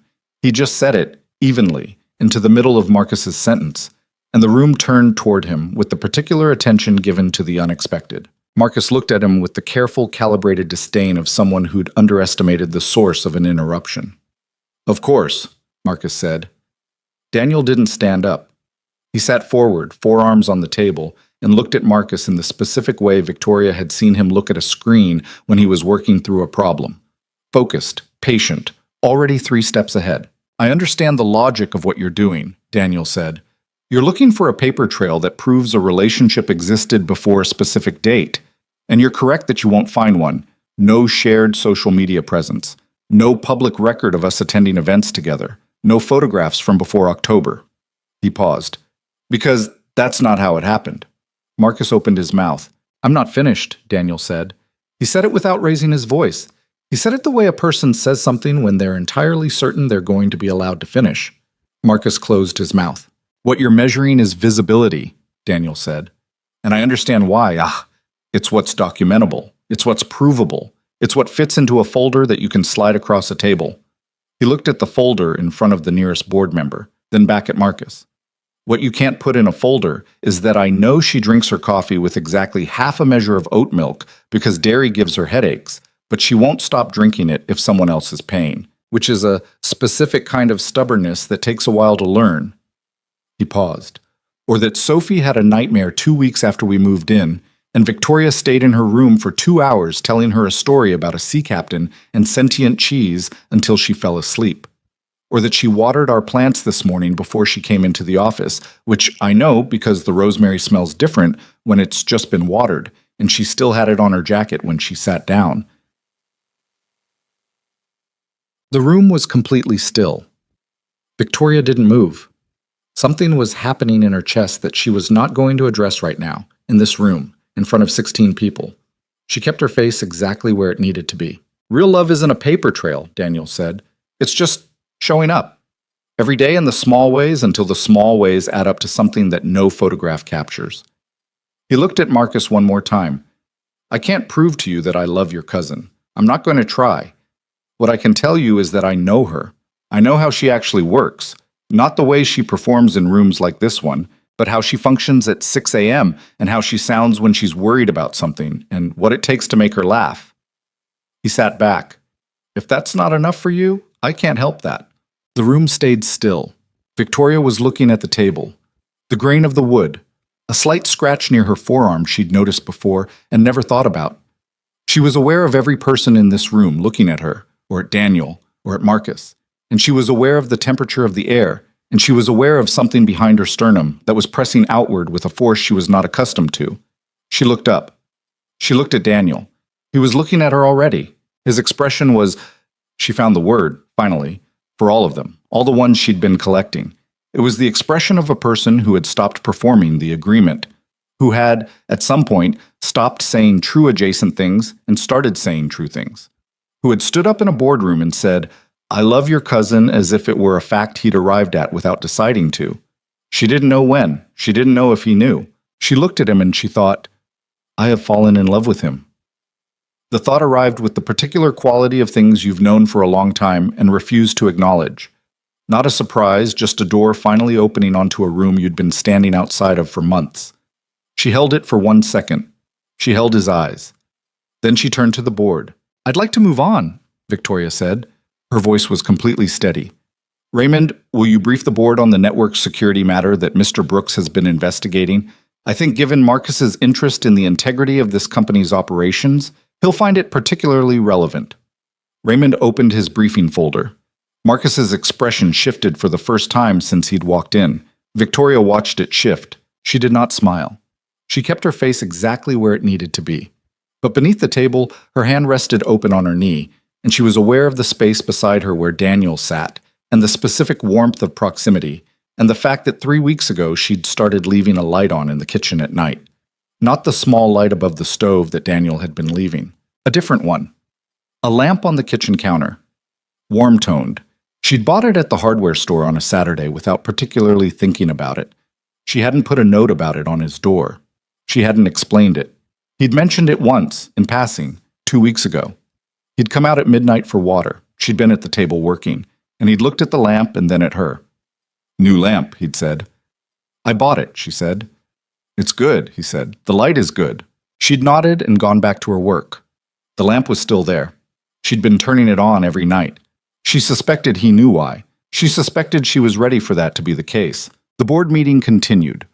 Raymond laid out the network investigation in the careful, methodical language of someone presenting evidence that hadn't yet reached its final form, but was already more than enough to cast the conversation in an entirely different light. Marcus's expression went from shifted to something she had no particular interest in cataloging. The thing behind Victoria's sternum stayed there, pressed and real and not going anywhere. She thought about April, the 6-month contract review, the exit protocol with its multiple contingency branches. She thought about it the way you think about something you know you're going to handle differently than you planned.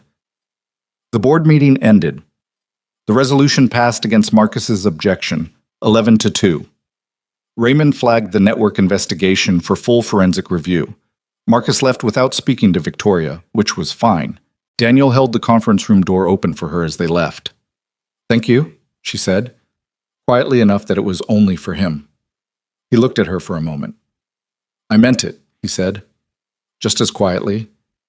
Not which part did you mean, not elaborating, just, I meant it. I know, she said. They walked down the hallway together in the particular silence of two people who have said something that changed the air and are both willing to let it settle without immediately building a structure around it. For Victoria, who had spent 30 years building structures around things before they could become something she couldn't manage, this was not small. She let it settle. She kept walking. The evening after the board meeting, Victoria stood on the penthouse balcony for the first time in weeks. She hadn't been out here much since October. The balcony was the kind of space that required a certain quality of stillness to use properly. It faced west, toward the water, and in the evenings the light came in low and specific, and demanded that you actually look at it, rather than just being near it. Victoria's schedule hadn't allowed for that kind of looking since fall. She'd been moving too fast to stand still long enough for a view to mean anything. Tonight, though, she stood at the railing with her wine and she looked. The city was doing its usual thing, lights coming on in sequence as the dark deepened, the bay going from gold to gray to a particular shade of blue-black that had no good name. A container ship was moving slowly across the far water, its lights patient and purposeful. Somewhere below, the city made its low, continuous sound. She'd been standing here for maybe 12 minutes when the balcony door opened behind her. She didn't turn around. She knew the specific sound of the door, the particular weight of the step. Daniel came to stand at the railing, not right beside her, a few feet away, leaving space, which was something she'd noticed he always did. He gave her room. She'd stopped being sure, around December, whether she wanted that room or not. He had his own glass. Something without wine, she noted from the corner of her eye. He'd been drinking less since the network investigation started. She'd noticed that too, the way she'd been noticing everything about him lately with a granularity she couldn't entirely justify. They stood there for a moment with the city between them and the water beyond it. "Raymond called me after you left the building," Daniel said. "I figured he would. He wanted to make sure I understood that Marcus is going to push back on the network findings. That circumstantial is still circumstantial until it isn't." "Raymond's right," Victoria said. "That's why we don't move until you have everything." "I'll have everything by February." He held his glass at his side. "There's enough there, Victoria. He's not going to recover from this." She nodded slowly. She already knew that. The trajectory of the evidence was clear enough that she'd been able to see the end of it from the beginning of the second week. What had occupied her thoughts since the board meeting wasn't the evidence. It was something smaller and harder to locate and considerably more difficult to act on. "You said something today," she said. "In the meeting." She felt him look at her. "I know," he said. "I'm not—" She stopped. Started again. "I need to ask you something, and I need you to answer it the way you answer everything, which is directly and without managing me." "Okay." She turned to look at him. The balcony light caught the side of his face. He looked tired in the specific way he'd been looking tired since the investigation started. Not defeated, just running at a sustained pace that wasn't quite sustainable. He looked back at her with his particular quality of stillness, that thing she'd come to recognize as not passivity, but patience. A person who knew how to wait. "Did you mean it?" she said. "Or were you making a case?" He was quiet for long enough that she counted 3 lights blinking on in the building across the water. "Both can be true," he said. "That's not the direct answer I asked for." "No," he agreed. "It's not." He looked at her. "I meant it. It wasn't a performance. I meant what I said about the oat milk and the lamp and how I know your actual laugh from the one you use in meetings." He paused. "I'm not going to tell you I planned to say it. I didn't plan anything. It was the truest available thing, and so I said it." The city moved below them. The container ship had almost crossed out of view. "I don't know what to do with that," Victoria said. "I know," Daniel said. "I wasn't asking you to do anything with it." "That makes it harder," she said. He looked at her. That expression again, the one she'd finally named. He turned back to the water. She turned back to the water. They stood there for another minute or two, neither of them saying the rest of what was there to be said, because some things needed more than a balcony on a Wednesday night with the board meeting still sitting in both their systems. Then the door from this hallway slid open and Sophie appeared in her pajamas with her hair loose and her expression of someone who had absolutely no concept that she was interrupting anything. "Dad, Gerald is wilting," she announced. Daniel turned. "Sophie, it's 9:40. "He's wilting right now," Sophie said. "Both leaves are down." "You probably overwatered him again." "I watered him correctly." "You watered him 4 times this week." "Because I was worried about him," Sophie said, with the tone of someone who considered this a complete and sufficient answer. Victoria looked at the wilting basil plant through the kitchen window. "There's a spray bottle under the sink," she said. "Just missed the leaves. Don't water the soil." Sophie considered this with the gravity it apparently deserved, then vanished back inside. A moment later, through the glass, Victoria could see her locating the spray bottle with the focused efficiency of a child on a mission. Victoria looked back at the water. She heard Daniel exhale, not quite a laugh, but adjacent. "She's been panicking about that plant for 3 days," he said. "She named it," Victoria said. "Once you name something, you're responsible for it." "Is that a rule?" She thought about it. "It feels like one." He was quiet for a moment. "Is that why you started watering it on Tuesdays and Fridays?" Miriam needed consistent hydration. "You named the rosemary," he said. Sophie named the rosemary, Victoria said. You've started calling it Miriam. She had. She'd noticed that and not examined it in the same way she hadn't examined the lamp. The rosemary has a name, she said. I'm just using it. Daniel looked at her for a long moment, in the way of someone trying very hard not to smile. Then he looked back at the water. Victoria's phone buzzed. She glanced at it automatically. An alert from their network monitoring system. A flagged access attempt, system level, timestamp 9:43 p.m. She looked at it. Then she looked at it again. Daniel, she said. He'd already seen it. He'd gotten the same alert. He was pulling out his own phone with an expression she'd learned to read as his version of urgency. Controlled, internal, processing fast. That's the same signature, he said. Tonight? Someone just tried to access the development pipeline. Same entry vector as before. He was already moving toward the door. They triggered the monitoring trap I set last week. Did they get in? No. But I need to confirm that, and I need to see where the attempt originated.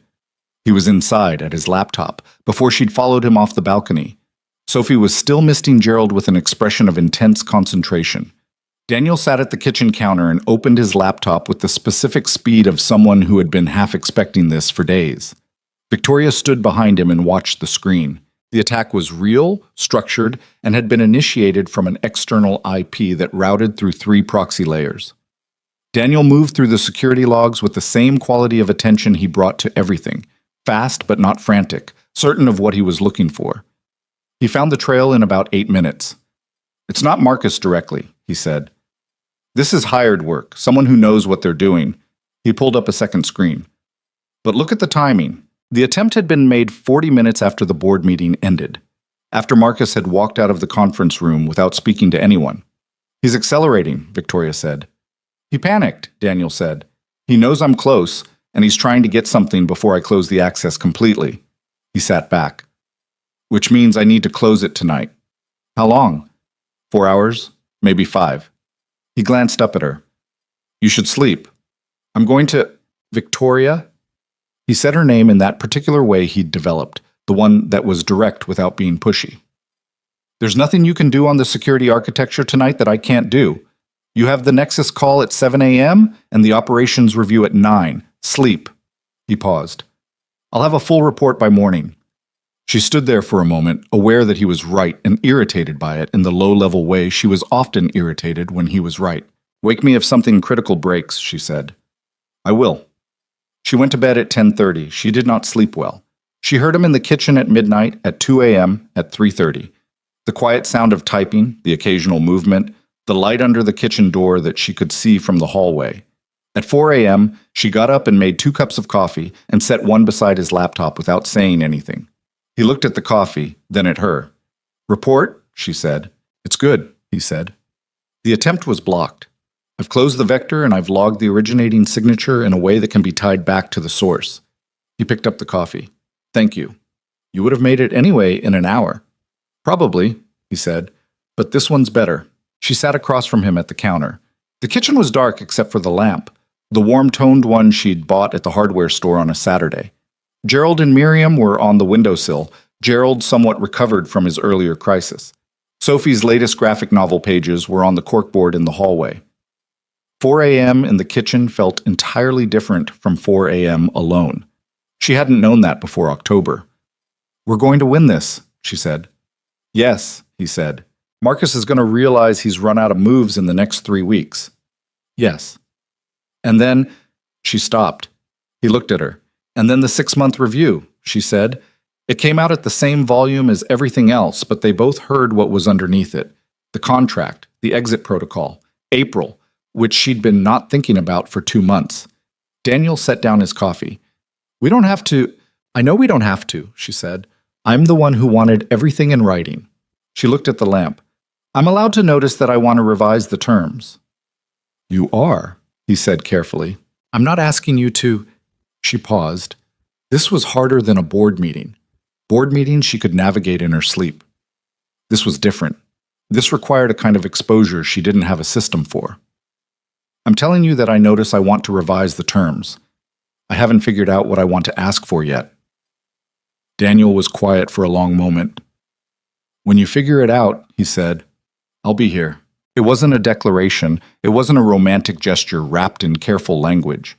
It was just a man at 4 a.m. telling her he wasn't going anywhere, in the same steady way he'd done everything since the beginning, as if being there was not a sacrifice or a choice, but simply the only option that made sense. She nodded. She picked up her coffee. They sat in the kitchen with the lamp on and the city still dark outside, and the quiet between them that had stopped being empty a long time ago. The attack came 9 days later. Not Marcus's legal maneuvering, not another network probe. An actual coordinated cybersecurity attack on Hailtech's live infrastructure. The kind that didn't announce itself, that came in through multiple vectors simultaneously, that had been planned with knowledge of the company's architecture that could only have come from someone who'd had access to the system at some point.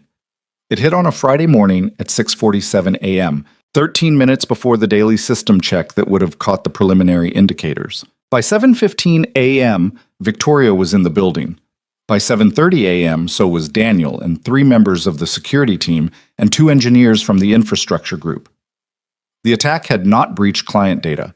The defenses Daniel had rebuilt over the past 2 months held on the critical layers, but it had hit the product development environment, corrupting 2 months of build logs and temporarily locking the deployment pipeline. The next 5 days were the worst Victoria had experienced since the company's near bankruptcy in year 2. She slept at the office. Not metaphorically.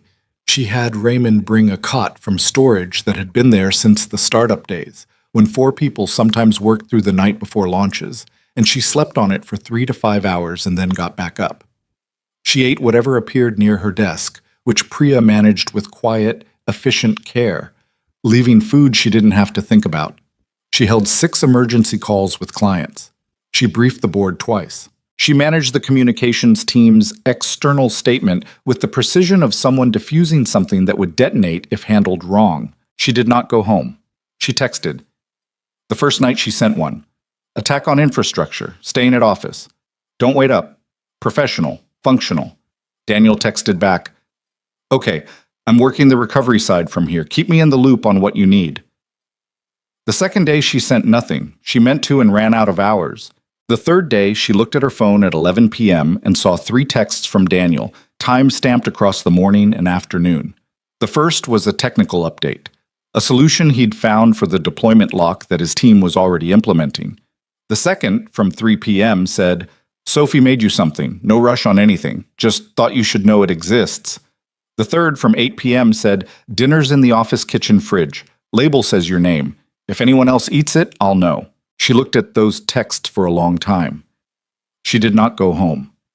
On day 4, Priya came into her office at 7 a.m., closed the door, and sat down with the expression of a woman who had decided something. When did you last shower? Priya said. That's not Victoria. This morning, the gym on the 2nd floor. When did you last sleep more than 4 hours? Victoria looked at the whiteboard she'd been working on since 5 a.m. I'm fine. You are not fine, Priya said. You're functional, which is a different thing. And I need you to understand that the company is also functional right now, because the recovery team is good, and Daniel's patches are holding, and the client communications have been professionally handled. She leaned forward. The crisis is not over, but it is managed, which means that the thing you are doing right now, the thing where you stay in this building until the crisis is fully resolved and everyone can go home, is not required. It's a habit. Victoria looked at her. You do this? Priya said more gently. Every time something serious happens, you go into the building and you don't come out until it's done. Even when you don't need to be here every hour. Even when being here every hour is, I'm saying this carefully, less about the company and more about the fact that the company is easier than everything else. The whiteboard had 47 items on it. 22 of them were already checked. Victoria put the marker down. She didn't respond to Priya's observation directly. She said, the deployment pipeline should be fully restored by tomorrow afternoon. Yes, Priya said. The client communications are stable. They are. The forensic audit is, Daniel's team has it, Priya said. He knows what he's doing. You know he knows what he's doing. She stood up. Go home, Victoria. Victoria looked at the whiteboard. She thought about the cot in the corner, the gym shower on the 2nd floor, the takeout containers in the recycling. She thought about Sophie, something that existed and was waiting without pressure. She thought about the lamp. She went home on day 5. It was 11:30 at night, and the apartment was dark except for the kitchen.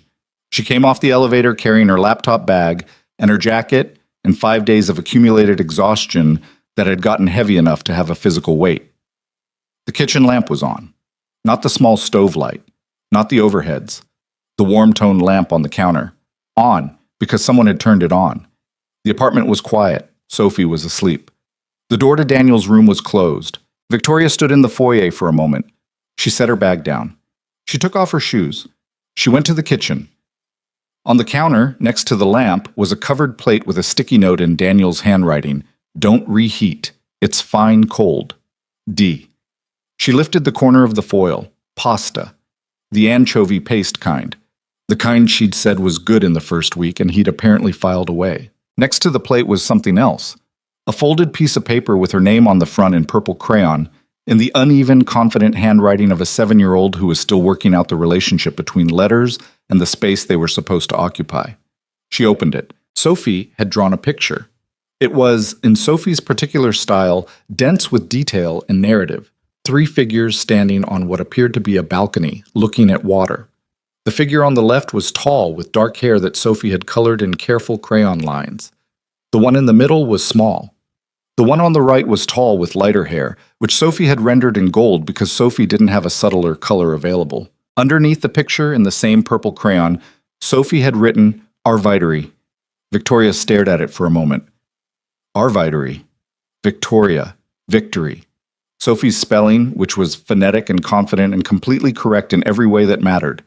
She sat down at the kitchen counter. She ate the cold pasta. She looked at the drawing. She stayed at the table for a while, in the kitchen that had stopped feeling like a museum 2 months ago, with the lamp on, and the picture in her hand, and Gerald and Miriam on the windowsill, and 5 days of absence sitting on her chest like a stone she needed to set down. She heard the door. Daniel came out of his room, not like he'd been waiting, more like she'd made enough noise that he'd woken up. He was in a t-shirt and sweatpants, hair not quite right, the specific look of someone in the first 30 seconds of being awake. He looked at her. He looked at the plate, the drawing, the lamp. He leaned against the counter. He didn't say welcome back or how are you or any of the standard things. He said, how bad was it? Managed, she said. It's managed. I know it's managed, he said. I was there for most of it from here. I meant how bad was it for you? She looked at him. This was the question she didn't know how to answer, which was not the same as not having an answer. She had the answer. She'd had it since day 3. She'd been staying at the office partly because of it. I was scared, she said. He nodded. Not of the attack, she said. The attack was, I could work that. I knew how to work that. I was scared of... She stopped. Started again. I was sitting in my office on day 2 and I realized I'd made a decision without knowing I was making it. About what mattered. About... She put the drawing down carefully. And then the attack happened and I... She exhaled. I think I went to the office because it was easier than being here and knowing I'd made that decision and not knowing what to do with it. Daniel looked at her. What decision? He said, carefully. That this is home, she said. Not the building. This. She gestured at the kitchen, the lamp, the corkboard in the hallway, the 2 plants with names. You and Sophie.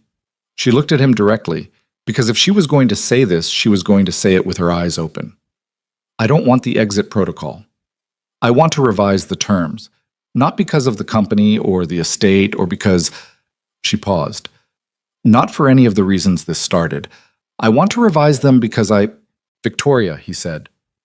Let me finish, she said, because I'm bad at this, and if you interrupt me, I will probably not start again for a significant amount of time. He pressed his lips together. He waited. I'm not easy to live with, she said. I know that. I organize books by color, and I can't find them. I work at 2 a.m., and I forget to eat, and I went dark for 5 days during a crisis because managing a crisis is easier than managing feelings, and I... She looked at the table. I'm telling you this because I want you to know what you'd be... She stopped. She looked up at him. I love you, she said, and I love Sophie. And I want to stop pretending that the arrangement was ever just an arrangement. She held his eyes. That's what I want to revise the terms to include. The kitchen was quiet. Daniel straightened up off the counter. He crossed the kitchen. He stopped in front of her, close enough that she had to tilt her head slightly to look at him, and his expression was the one she'd been collecting for months. All of them at once. All the ones she hadn't been able to name. She could name them now. All of them. "The lamp," he said. "What about it?" "You've been turning it on every night for 2 months," he said. "You didn't say anything about it. You didn't explain it." He looked at her. "I figured it out around December." "You didn't say anything either," she said. "I was waiting," he said, "for you to be ready to say it." She looked at him. "How long were you willing to wait?" "As long as it took," he said. Not dramatically, not performing patience, just truthfully, in the same way he said everything that was true. "I told you I'd be here." She stood up. When she kissed him, it was nothing like a performance and nothing like a decision. It was the thing that happens after a long time of something being true. The acknowledgement finally catching up to the fact. He put one hand against her face, the careful way of someone who understood that this person didn't always know what to do with being touched gently. She stayed still and let herself be held. They stood in the kitchen with the warm lamp on and Gerald and Miriam on the windowsill and the city doing its thing outside. And Victoria thought about the empty conference room where she'd been sitting on the floor and the courthouse on McAllister Street and the vinyl booth with the grilled cheese and the balcony in October and the storm in November and the drawing that said Arvitery in purple crayon on the counter behind her. She thought about how none of it had been planned and all of it had been necessary. After a while, Daniel said, against her hair, "Sophie's going to be insufferable about this." Victoria laughed. It was the real one, the one from meetings, and she didn't catch it. "She already knows," Victoria said. "How do you know she knows?" "The drawing," Victoria said. "She put us on the balcony together. She's been drawing us together since November." He went quiet for a moment, in the specific way of a father receiving information about his child that leveled him without warning. "She really does remember everything," he said. "You told me," Victoria said. They stood there. The lamp stayed on. But 3 floors below them, the city was still doing its thing, moving and glowing, and for once, exactly as invested in the outcome as it needed to be. 2 weeks after that night, the forensic audit came back complete. Daniel presented the findings in Victoria's office with Raymond present and Priya on the phone. The report was 94 pages. The summary was 5 bullet points. The conclusion was unambiguous. The network access, the configuration modifications, and the third-party attack all traced to a coordinated effort originating from a consulting firm that had been retained by Marcus Hale's personal holding company 4 months prior. The contractor's reactivated credentials had been accessed from a device registered in Marcus's name. Raymond read the summary twice. Then he looked up and said with the tone of a man who had been practicing restraint for months, "I'd like to send this to the estate attorney today." "Do it," Victoria said. Priya said from the phone, "Marcus is going to need very good lawyers." "He has them," Victoria said. "They won't be good enough." She looked at Daniel, who was sitting across from her desk with the report closed on his laptop. He looked tired in the way he'd been looking since January, that sustained pace, but underneath the tired was something else, something that had changed in the last 2 weeks in the same quiet, accumulating way everything changed. "Nice work," she said. 94 pages, he said. "I know. I wanted on record that I said it would take 2 weeks and it took 4. You also said it wouldn't be circumstantial," she said. "It's not circumstantial." "No," he said. "It really isn't." Raymond left to call the estate attorney. Priya hung up to draft the communication to the board. Victoria's office went quiet. Daniel didn't leave right away. He sat there for a moment with his laptop closed, looking at the middle distance. Victoria waited. "April," he said. "What about it?" "The 6-month review." He looked at her. "Do you want to formally dissolve the contract, or do we just—" "The contract is already dissolved," Victoria said, "as of approximately 11:30 on a Friday night 2 weeks ago." He looked at her. "We should probably put that in writing." "Raymond will enjoy drafting it," she said. "He really will," Daniel agreed. Something moved through the room. Not a laugh, not a moment, just the specific lightness of 2 people who had done a very hard thing and were now on the other side of it and could look back at the road without it feeling like it might still pull them back. Victoria looked at the window.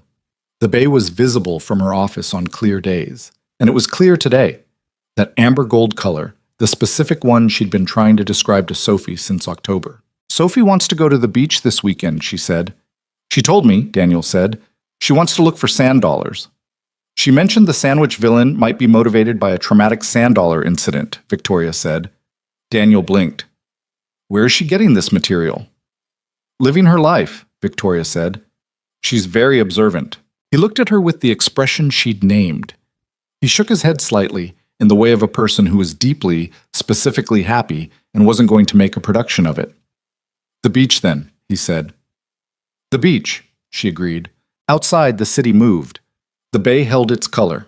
In 2 weeks, Marcus Hale would receive a letter from his own lawyers explaining that the legal exposure he was facing had changed the calculation in ways that made continued pursuit inadvisable, and he would quietly and without drama begin the process of removing himself from a fight he'd already lost.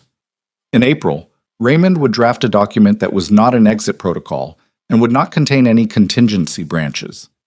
In May, a 7-year-old would finish a graphic novel in which the sandwich villain, after considerable character development, became an unlikely hero with a complicated relationship with lunch meat. But on this particular morning, in this particular office, there was just the window and the water and 2 people who had arrived somewhere neither of them had planned to arrive and had decided, in the quiet, accumulating way of real things, to stay. Victoria looked at the bay. She thought about the lamp. She turned back to her desk. She had work to do. She always had work to do. But for the first time in a long time, the work was the thing she was doing, not the thing she was hiding inside. That was the difference. That was, she thought, everything. March came in quietly.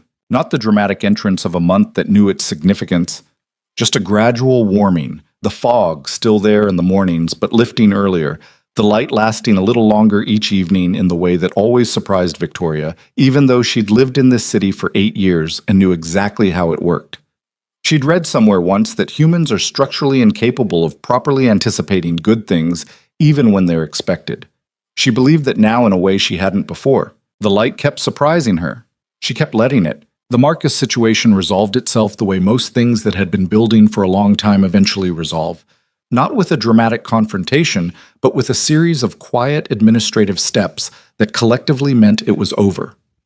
His legal team submitted a formal withdrawal of all challenge proceedings on the 14th of March, attached to a letter that was 12 paragraphs of careful language and 0 actual sentences that acknowledged wrongdoing, which Raymond read in its entirety and then summarized to Victoria in 4 words. "He's done. We won." Thus, Raymond had been waiting 11 months to say those 4 words, and said them with the contained satisfaction of a man who considered this a career highlight. Victoria had been in a meeting when he texted her.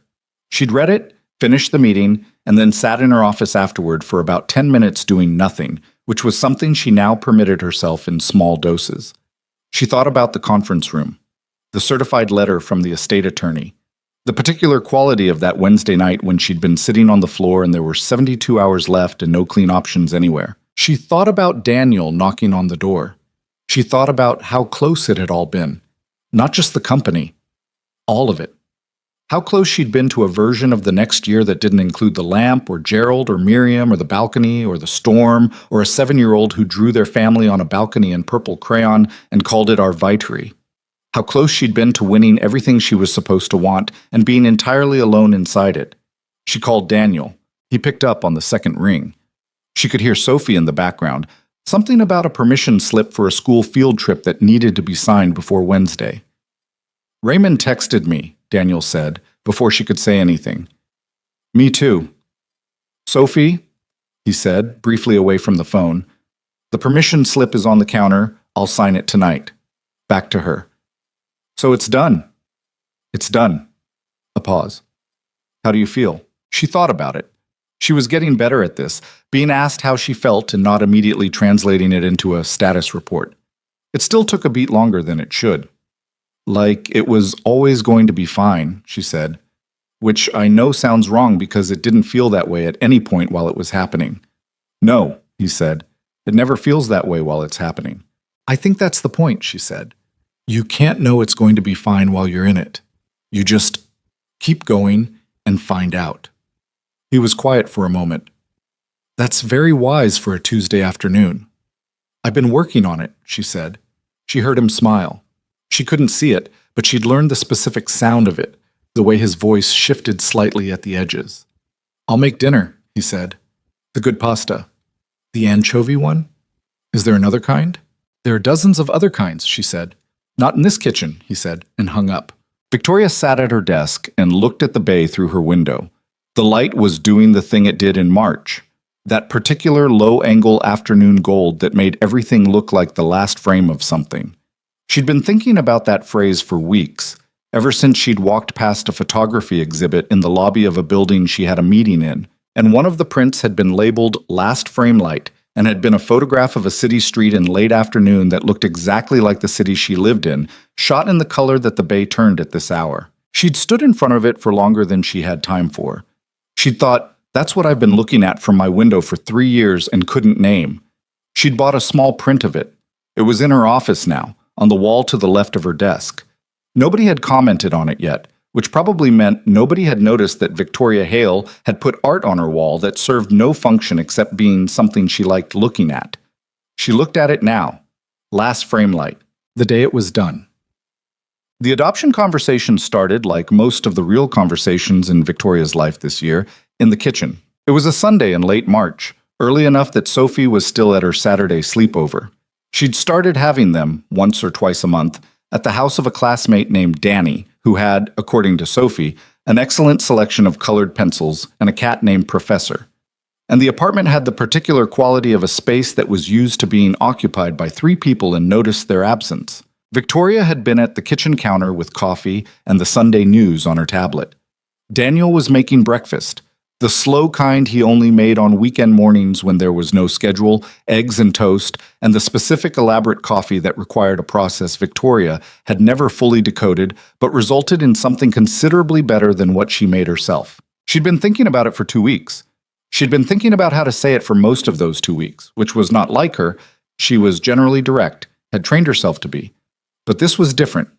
This was the kind of thing where the words had to be right, not because she was performing anything, but because they needed to carry the actual weight of what she meant, and she didn't want them to drop it. She put down her tablet. "I want to talk to you about something," she said. Daniel looked up from the stove.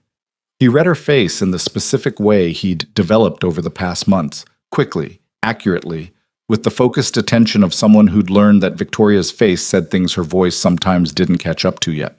His expression shifted to present and careful. He turned the burner down.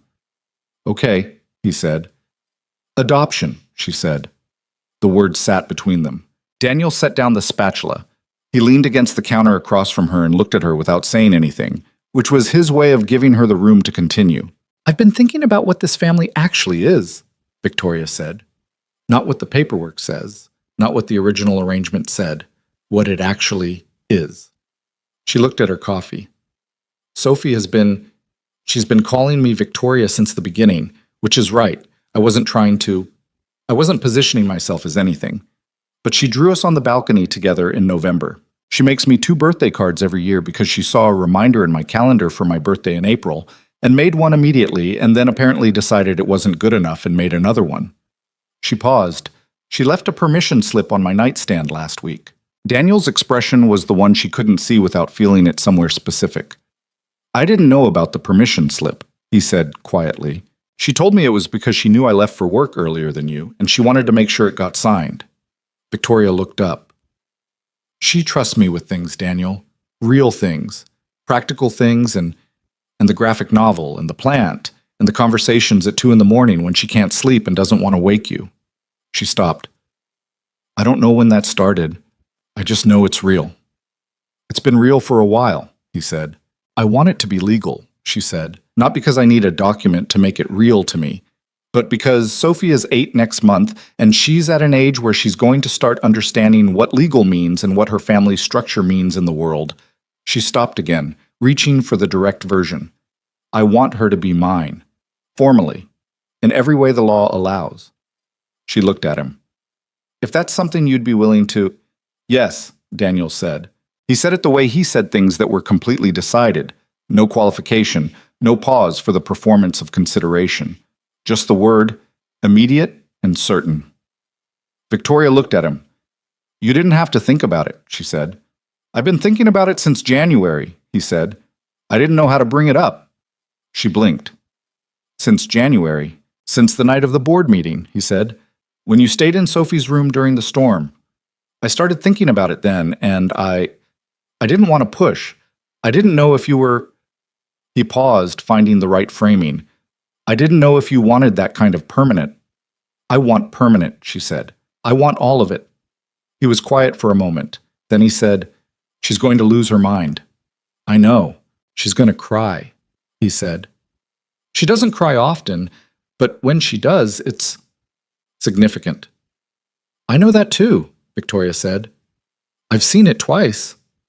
He looked at her for a long moment. He reached across the counter and took her hand, just briefly, just a press of his palm over her fingers, the specific warmth of it, and then let go because the eggs were still on the stove and he had to get back to them. I'll call Raymond tomorrow, she said. Of course you want Raymond involved, he said. Raymond is good at paperwork. Raymond is going to be emotional about this, Daniel said. Raymond is emotional about everything involving this family, Victoria said. He cried at the quarterly earnings call in February.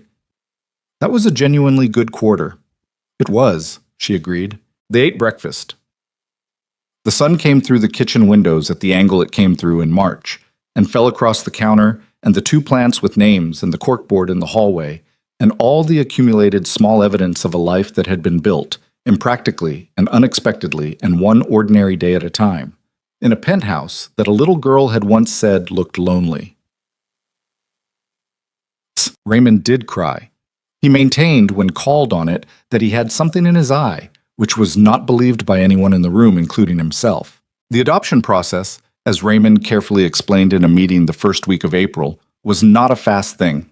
It involved documentation and home studies and a waiting period in court hearings and approximately 11 more meetings with Raymond, who handled all of it with the thoroughness he brought to everything and the specific extra care he applied to things he was personally invested in, which this clearly was. Sophie's biological mother terminated parental rights 2 years ago, Daniel said in that first meeting.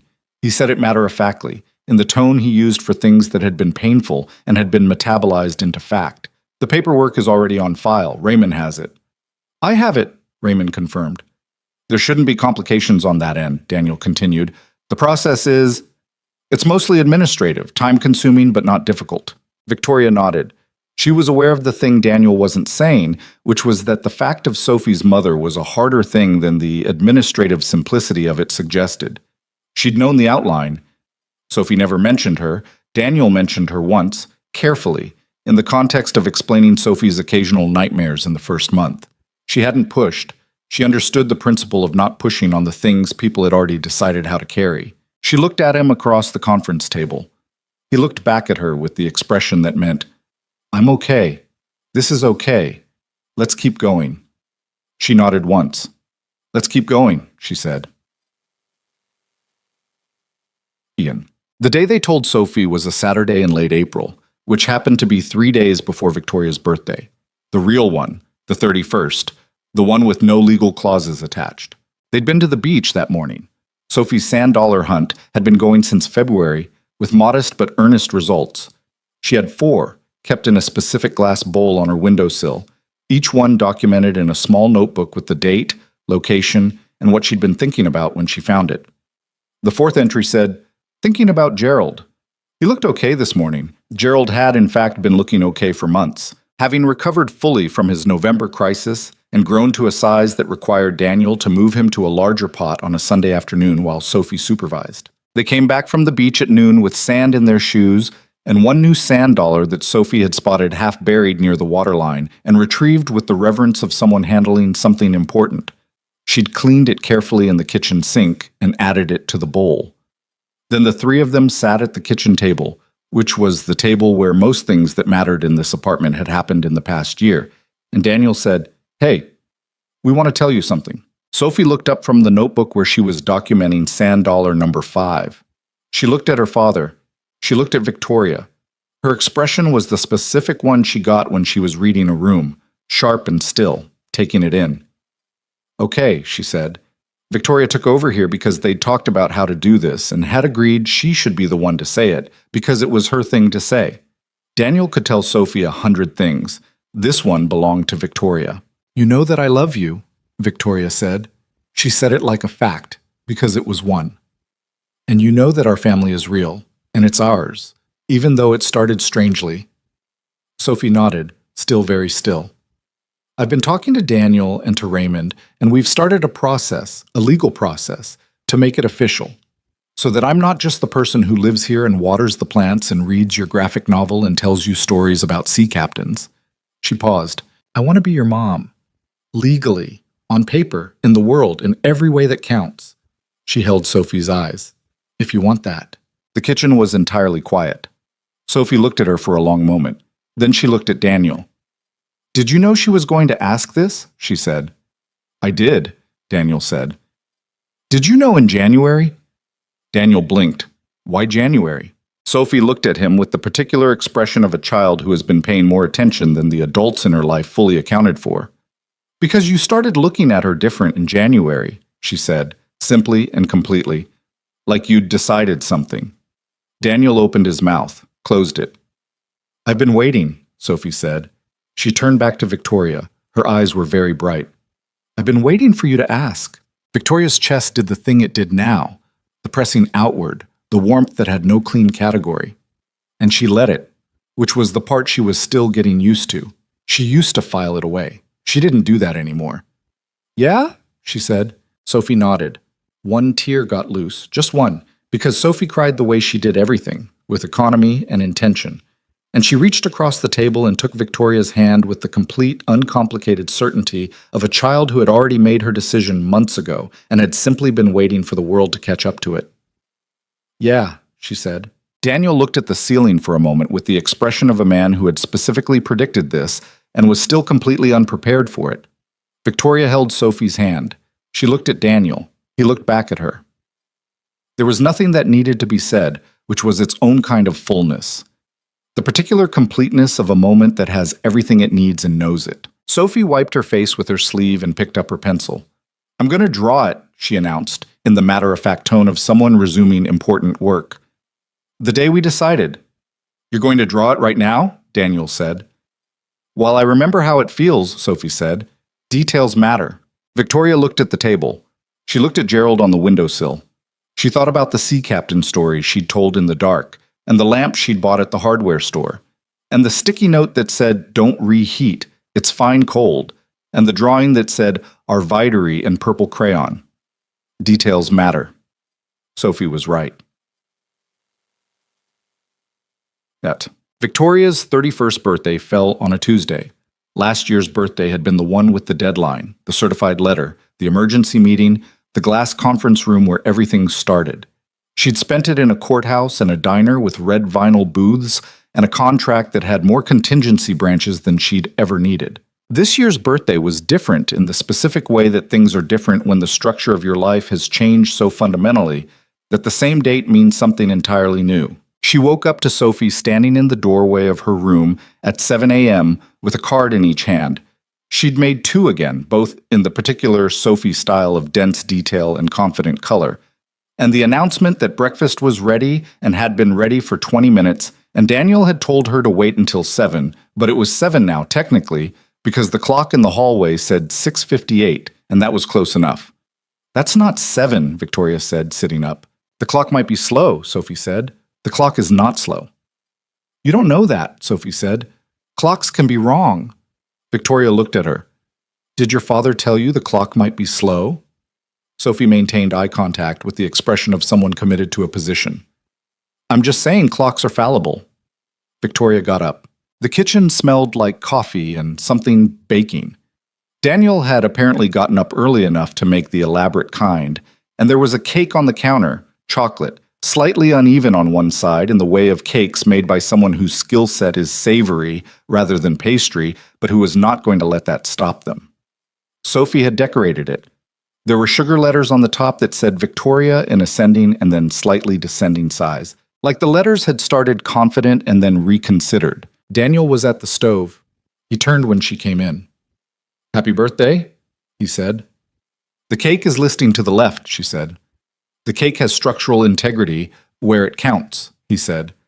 "The frosting is the decorative layer." Dad dropped it, Sophie said. Sophie.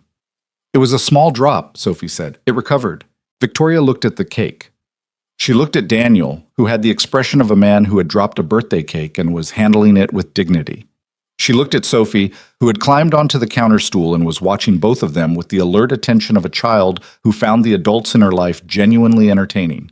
Thank you, Victoria said. To both of them. To the kitchen.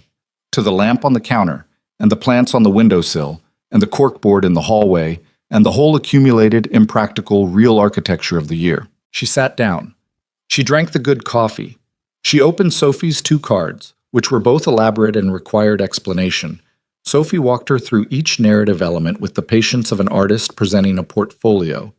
And then Daniel put breakfast on the table and sat down across from her, and the 3 of them ate in the particular comfortable noise of a family that was used to each other. At some point, Sophie went to her room to get the new graphic novel pages she wanted to show Victoria, and for a moment it was just the 2 of them at the table, the way it sometimes was at this hour, the small, quiet version of the day before it got going. Daniel looked at her. Better than last year? He said. She thought about last year. The conference room, the courthouse, the diner, the particular quality of that birthday, surrounded by crisis, making an impossible decision, not knowing that the thing she was doing to save her company was also the beginning of the thing that would change everything else. Last year was necessary, she said. He raised an eyebrow. I mean it, she said. I needed all of it. The timeline, the pressure, the fact that there was no clean option. If there'd been a clean option, I would have taken it, and she looked at the table. I would have solved the problem and kept everything exactly as it was. And everything as it was... She paused, looking for the honest word. Empty. I was good at it. I was very good at being empty in a way that looked like being full. He was quiet. I'm not saying it was a good system, she said. I'm saying I'd built it carefully enough that I wouldn't have dismantled it myself. Something had to force the door. She looked up. It just happened to be you. Daniel looked at her with the expression she'd named. I knocked, he said. You could have said no. I could have, she said. I didn't. Why not, he said. He asked it genuinely, not testing her, just asking, the way he asked things. She thought about it, about the conference room and the 72 hours and the moment she'd been stacking folders and realized he was still in the room. Because you looked at me, she said, like you actually saw what it was costing me, not the company, me. She paused. I hadn't had anyone do that in a long time, maybe ever. She looked at him. That's why I said yes. Daniel was quiet for a long moment. The elevator, he said. What? In February, when you asked if the coffee cart had moved. He picked up his coffee. You looked annoyed that it had moved, and I thought, even small inconveniences cost this person more than they should, which meant you were running on too little margin, which meant you were carrying more than was sustainable. He paused. I noticed you before the conference room. I just didn't have a reason to say anything. Victoria looked at him. You never told me that, she said. You never asked. I'm asking now. He smiled. The real one. The small one. I know. That's why I'm telling you. Sophie came back with the graphic novel pages, spread them on the table with the authority of someone calling a meeting to order, and the moment shifted back into the comfortable noise of 3 people who were used to each other. And that was fine. That was better than fine. That was everything. The court date for the adoption was the 11th of June. It was a Thursday. Victoria had cleared her calendar for the full day, which she had not done for any single event in 5 years of running her company. And when Priya saw the block on the calendar, she had sent a single text that said, I'm so happy for you. No commentary, no questions, just that. The courtroom was small and plain. Family court on the 4th floor, wood-paneled, with fluorescent lighting that did no one any favors, and a judge named the Honorable Patricia Weston, who had, according to Raymond's research, finalized over 300 adoptions in her 16 years on the bench, and was known, specifically, for the particular care she brought to the ones involving children old enough to participate in the proceedings. Sophie wore her best dress, which was navy blue with small yellow stars, and she had her hair in 2 braids that she'd asked Victoria to do that morning.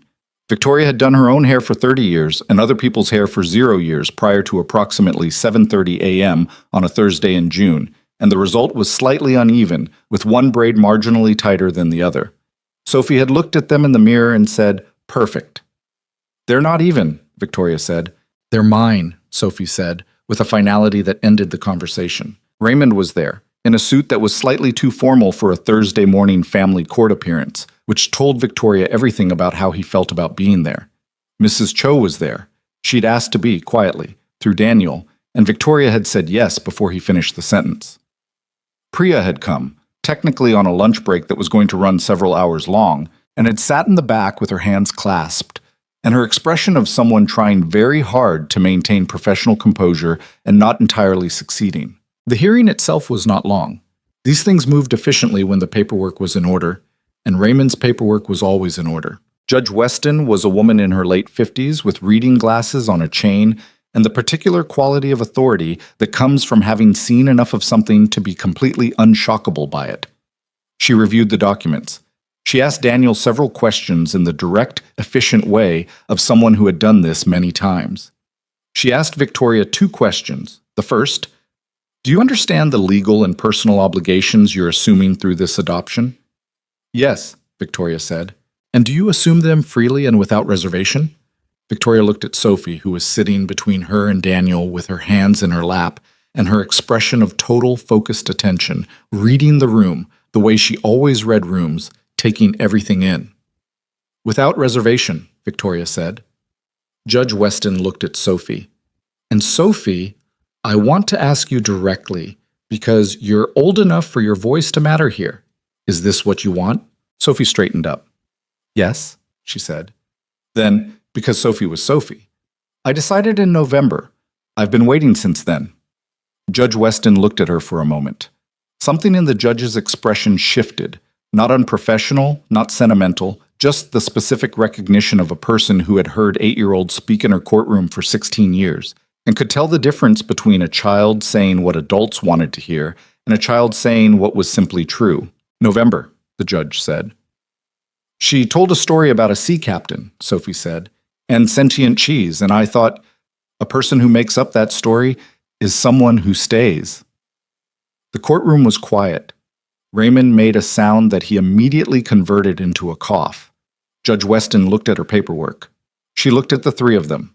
She signed the document with the specific authority of a pen stroke that changes what is legally true about a family. "Congratulations," she said. "You're official." The room let out a collective breath that had apparently been held by everyone in it simultaneously. Sophie turned to Victoria. She didn't say anything. She just climbed into her arms in the straightforward way she did things, and held on with the particular grip of a child who knows what they have and isn't letting go. Victoria held her back. She was aware of Daniel beside her, his hand at her shoulder, and of Raymond crying openly now in the way he always cried when he stopped trying not to, and of Mrs. Cho making a sound in the back of the room that was the sound of a woman who was very, very satisfied with how things had turned out, and of Priya, who had given up on composure entirely and was holding her own face with both hands. She held Sophie and looked at the fluorescent lights of Family Court, 4th floor, on a Thursday morning in June, and she thought about all the things she'd built in 31 years that she'd believed were the point. The company, the empire, such as it was, the corner office and the glass conference room and the balance sheet that said, in very clear numbers, that she had won. She'd been building the wrong thing for years and had not known it. Not because the company wasn't real or the work wasn't worth it. It was. She believed in what they'd built. She'd keep building it. But she'd been building it instead of something, and she hadn't known what the something was until a man knocked on her door at 9:30 on a Wednesday night and said 2 words that changed the whole architecture. She knew now. She'd known for a while. Well, 6 weeks after the adoption, on a Saturday in late July, Daniel came into the kitchen where Victoria was at the counter with her coffee and her tablet, which was the exact position she'd been in when he'd started making breakfast on that first Sunday in October, almost a year ago. He was holding something. A keychain. Handmade.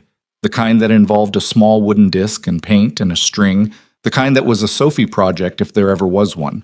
He held it out to her. She took it. It was covered in glitter that Sophie had applied with the generous spirit of a person who considered glitter a basic necessity, and in the center Sophie had written 3 words in the careful block letters she used when something was important enough to be legible. Our family. Official. Victoria looked at it for a moment. She looked at Daniel. She made it last night, he said, while you were on the call with Tokyo. She wanted to give it to you herself, but she's at Danny's until noon. He paused. I offered to hold it. Victoria closed her hand around the keychain. She put it on a string, she said. She wants you to use it, he said, for your office key. Victoria opened her hand and looked at the glitter-covered disc with the 3 words in block letters. She thought about the apartment key she'd given Daniel on the day they stood in the courthouse on McAllister Street. A different key. A different meaning. The beginning of something neither of them had understood yet. She thought about the lamp, about Gerald and Miriam, about the storm and the balcony and the board meeting and the 5 days at the office and the kitchen at 4 a.m. and the birthday cake that listed slightly to the left and the braids that weren't quite even. All of it. Every impractical, unplanned, accumulating piece of it. Okay, she said. She stood up and went to her bag, where her office key was on a plain metal ring, because she'd never owned a keychain that served any purpose other than keeping keys together. She transferred the key to the glitter and string loop Sophie had made. She held it up. Glitter came off on her fingers. Gerald is going to need repotting soon, Daniel said, looking at the windowsill. I know, Victoria said. I looked up the pot size. We need a 10-inch. He looked at her. You researched pot sizes. I'm thorough, she said. You researched pot sizes for a basil plant named Gerald. He's part of the family, she said. Officially, it's on the keychain. Daniel laughed. The real one. The unguarded one that she'd been collecting just as long as she'd been collecting his expressions, cataloging it for the same reason people catalog things they don't want to lose. He came to stand beside her at the counter, and she leaned into him in the way she'd started doing recently. The small, daily, unannounced version of closeness that didn't require explanation or ceremony. He put his arm around her and they stood at the kitchen counter with the morning light coming in and the glitter still on Victoria's fingers and Gerald on the windowsill and the sound of the city 14 floors below doing what it always did and would keep doing, indifferent and constant. Except that was wrong, Victoria thought. The city wasn't indifferent. She'd been saying that for years because it was a thing she'd believed. That the world moved without caring, that success happened in spite of everything around you rather than because of anything between people, that the only reliable thing was the work. She'd been wrong about all of it. Not naive wrong, just incomplete. She'd been working from a partial picture and calling it the whole thing. The whole thing was this: the kitchen on a Saturday morning, the keychain with glitter on it, the plant with a name. The child who had made her decision in November and waited patiently for the world to catch up. The man who had knocked on a door at 9:30 at night and said 2 words that turned out to be the beginning of the most important thing she'd ever built. She had not built it alone. That was the part she'd been missing. That was, she understood now, the whole point. Sophie came home at noon, saw the keychain on Victoria's bag, and immediately demanded to know if the glitter had stayed on during transport. Most of it, Victoria said. Sophie inspected it carefully. It looks good. It looks like someone used the entire jar, Daniel said. Art requires commitment, Sophie said, which was a thing she'd apparently read somewhere and had been deploying regularly ever since. She's going to put that on a t-shirt, Daniel said quietly. I heard that, Sophie said. And yes. Victoria looked at the two of them, at the kitchen, at the corkboard in the hallway where the graphic novel pages were pinned, the latest installment, in which the sandwich villain had, against all odds and through considerable character development, found a way to make peace with the concept of a good meal. The last page showed him sitting at a table across from the girl detective, both of them eating, neither of them fighting anymore. Sometimes the ending isn't a battle, the caption said, in Sophie's careful block letters. Sometimes it's just 2 people figuring out they were both hungry for the same thing. Victoria had read it twice. She hadn't put a sticky note on it. She didn't need to say anything about it. Some things were just true, and you let them be. The morning moved the way Saturday mornings moved now, without agenda, without the particular productive anxiety that used to be her default mode in any unscheduled hour. Sophie got out her pencils. Daniel started lunch. The light came through the windows in the way it came through in July, warm and unhurried. Gerald and Miriam were on the windowsill. The lamp was on the counter, not turned on because it was daylight, but present, the way it was always present.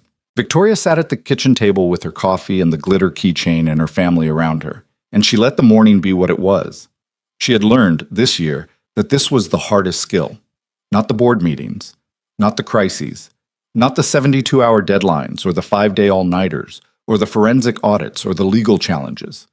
Those were hard in the ways she knew how to be hard. This, the staying still, the letting things be good without immediately moving to what came next, the willingness to be present in a moment that had no deliverable, this had been the hardest thing she'd ever learned. She was still learning it. She was going to keep learning it. Outside, the city moved. Below 14 floors down, the world ran itself forward in the way it always had and always would. Up here, in this kitchen, on this Saturday, the three of them existed in the particular quiet of people who had found each other by accident and stayed on purpose. Victoria looked at the keychain in her hand. Our family. Official.